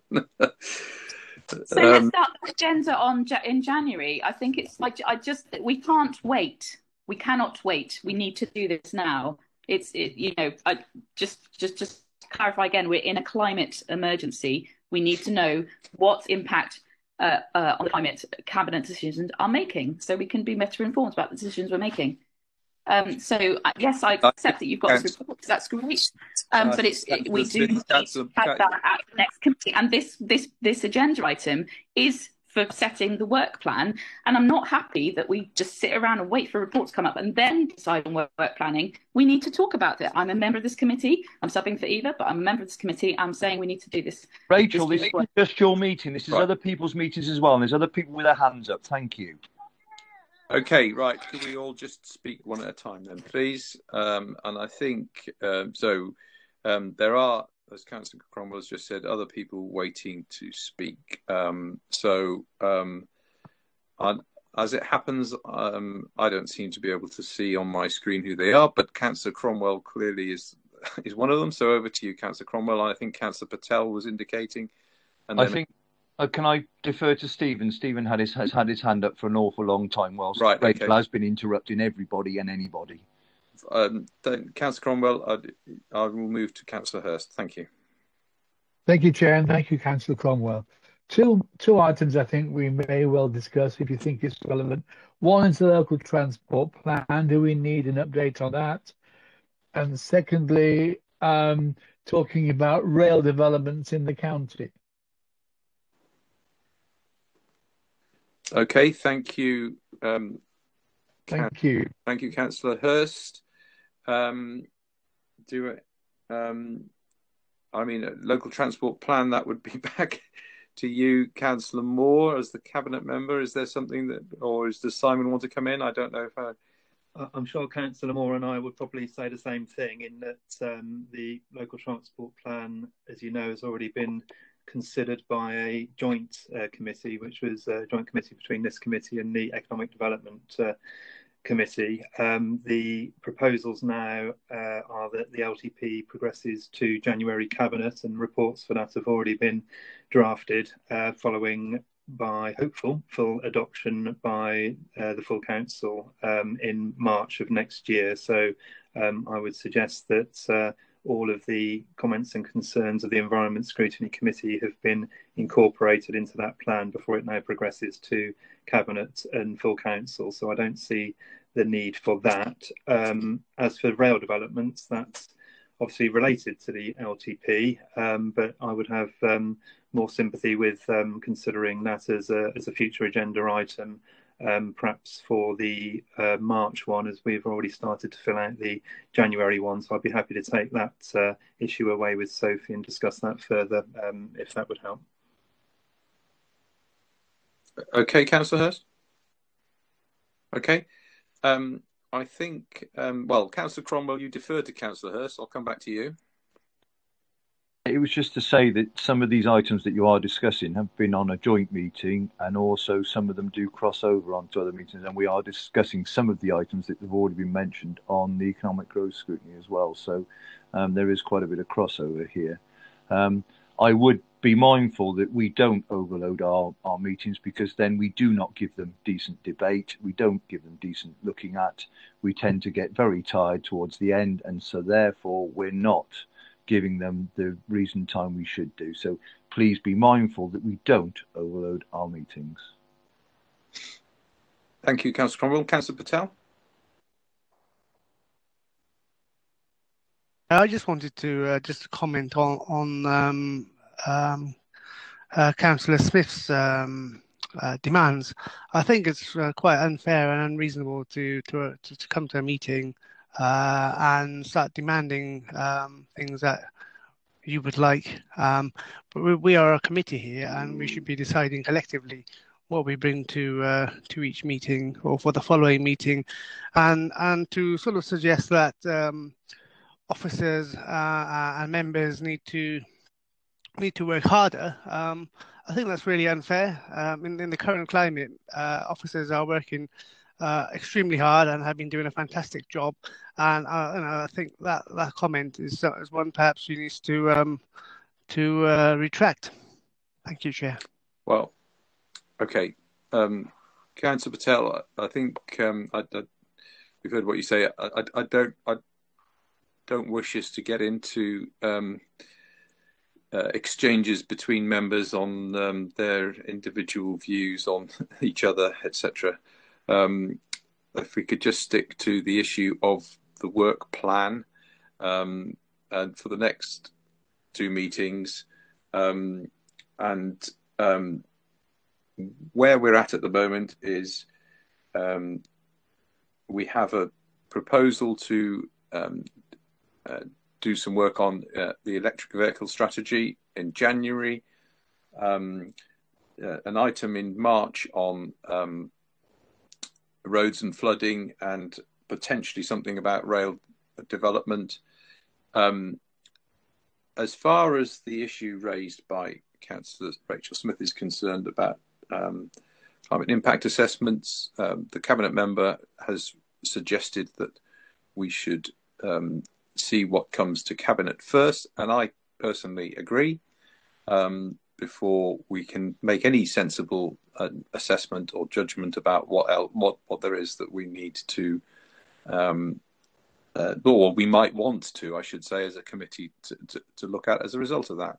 That seems to me to be the practical way forward. Does anybody else have any other suggestions that they want to bring? It doesn't look like it. Councillor Vernon Smith wanted to come in, Chair. Right, thank you. Thank you, Simon. Councillor Vernon Smith. Thank you, Chair. Yeah, I just wanted to. You've actually said what I was thinking just a moment ago, Chair. But I do think it's important that we all realise the emergency that we're facing, and I do find it a little bit harsh for councillors to talk as though the rest of us don't care. We all care. We are all working hard, and I just wanted to put on record, I believe that Councillor Moore and the team are doing a fantastic job at reducing that carbon emissions, how to move us into a greener environment. And, I just like to say, I do think GCC, we are at the forefront is a local authority of reducing our carbon footprint and moving forward, protecting the green environment. I know very much Be Friendly in trees and planting. I know on delivery, the highways department's doing its bit, and I know all departments are. So I just thought it's harsh to act as though the rest of us don't care. We all care, and we are all working very hard individually as members, and I know officers are. So I just wanted to put that on the record, Chair, that Nigel Moore and the team are doing a fantastic job, and I would urge, wait for the paper to judge what you want to talk about, because it almost seems like you're going to say the paper's wrong before you've seen it. So it's far better to wait. I know there's a lot of real good work, and I'm as keen as anyone to see that paper brought forward as soon as possible at the next few meetings. Thank you, Chair. Okay, thank you very much. I don't see anybody else looking to speak, unless, Sophie, you advise me otherwise. Councillor Rachel Smith, Chair. Okay, I will come back then to Councillor Smith.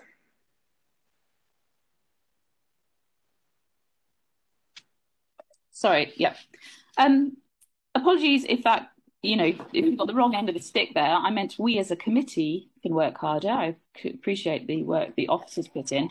I have looked at the paper that's come to Cabinet, because it has been published a day or so back. And where it talks about the impact assessments into the council's decision-making process, it has been published, but it's not. Sorry, this is a little bit tricky. But it's not. It's not properly underway yet. And I think it is really important that we look at it. I think it's a very reasonable thing to pursue, to put on the agenda as soon as we can. I don't want to go, clearly, the mood in the committee is, we don't want to put it on the agenda yet. But I'm just flagging that this was a promise that was made last year, and we're seeing some progress on it, but really not enough. I'm sure you're all very sincere in your your work on climate change. But this is we need to be really, really scrutinising this very carefully.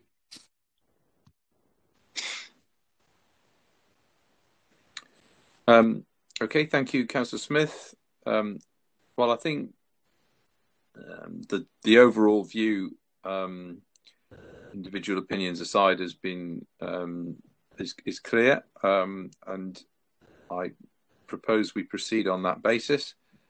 And I'm going to we will clearly discuss this again. The last point, we'll discuss this again at our next committee meeting. As once that particular paper has been to the cabinet, and I think we've reached a conclusion. So I will just say thank you very much to everybody for taking part, for all your contributions, I was just looking to see, and I'm struggling to check the date of our next meeting. It's in January, but I don't know what the actual day is. Sophie, can you tell me? Of course, it's the 13th of January. Right, thank you. So in which case, I would say thank you to everyone, and we will meet again on the 13th of January. Thank you.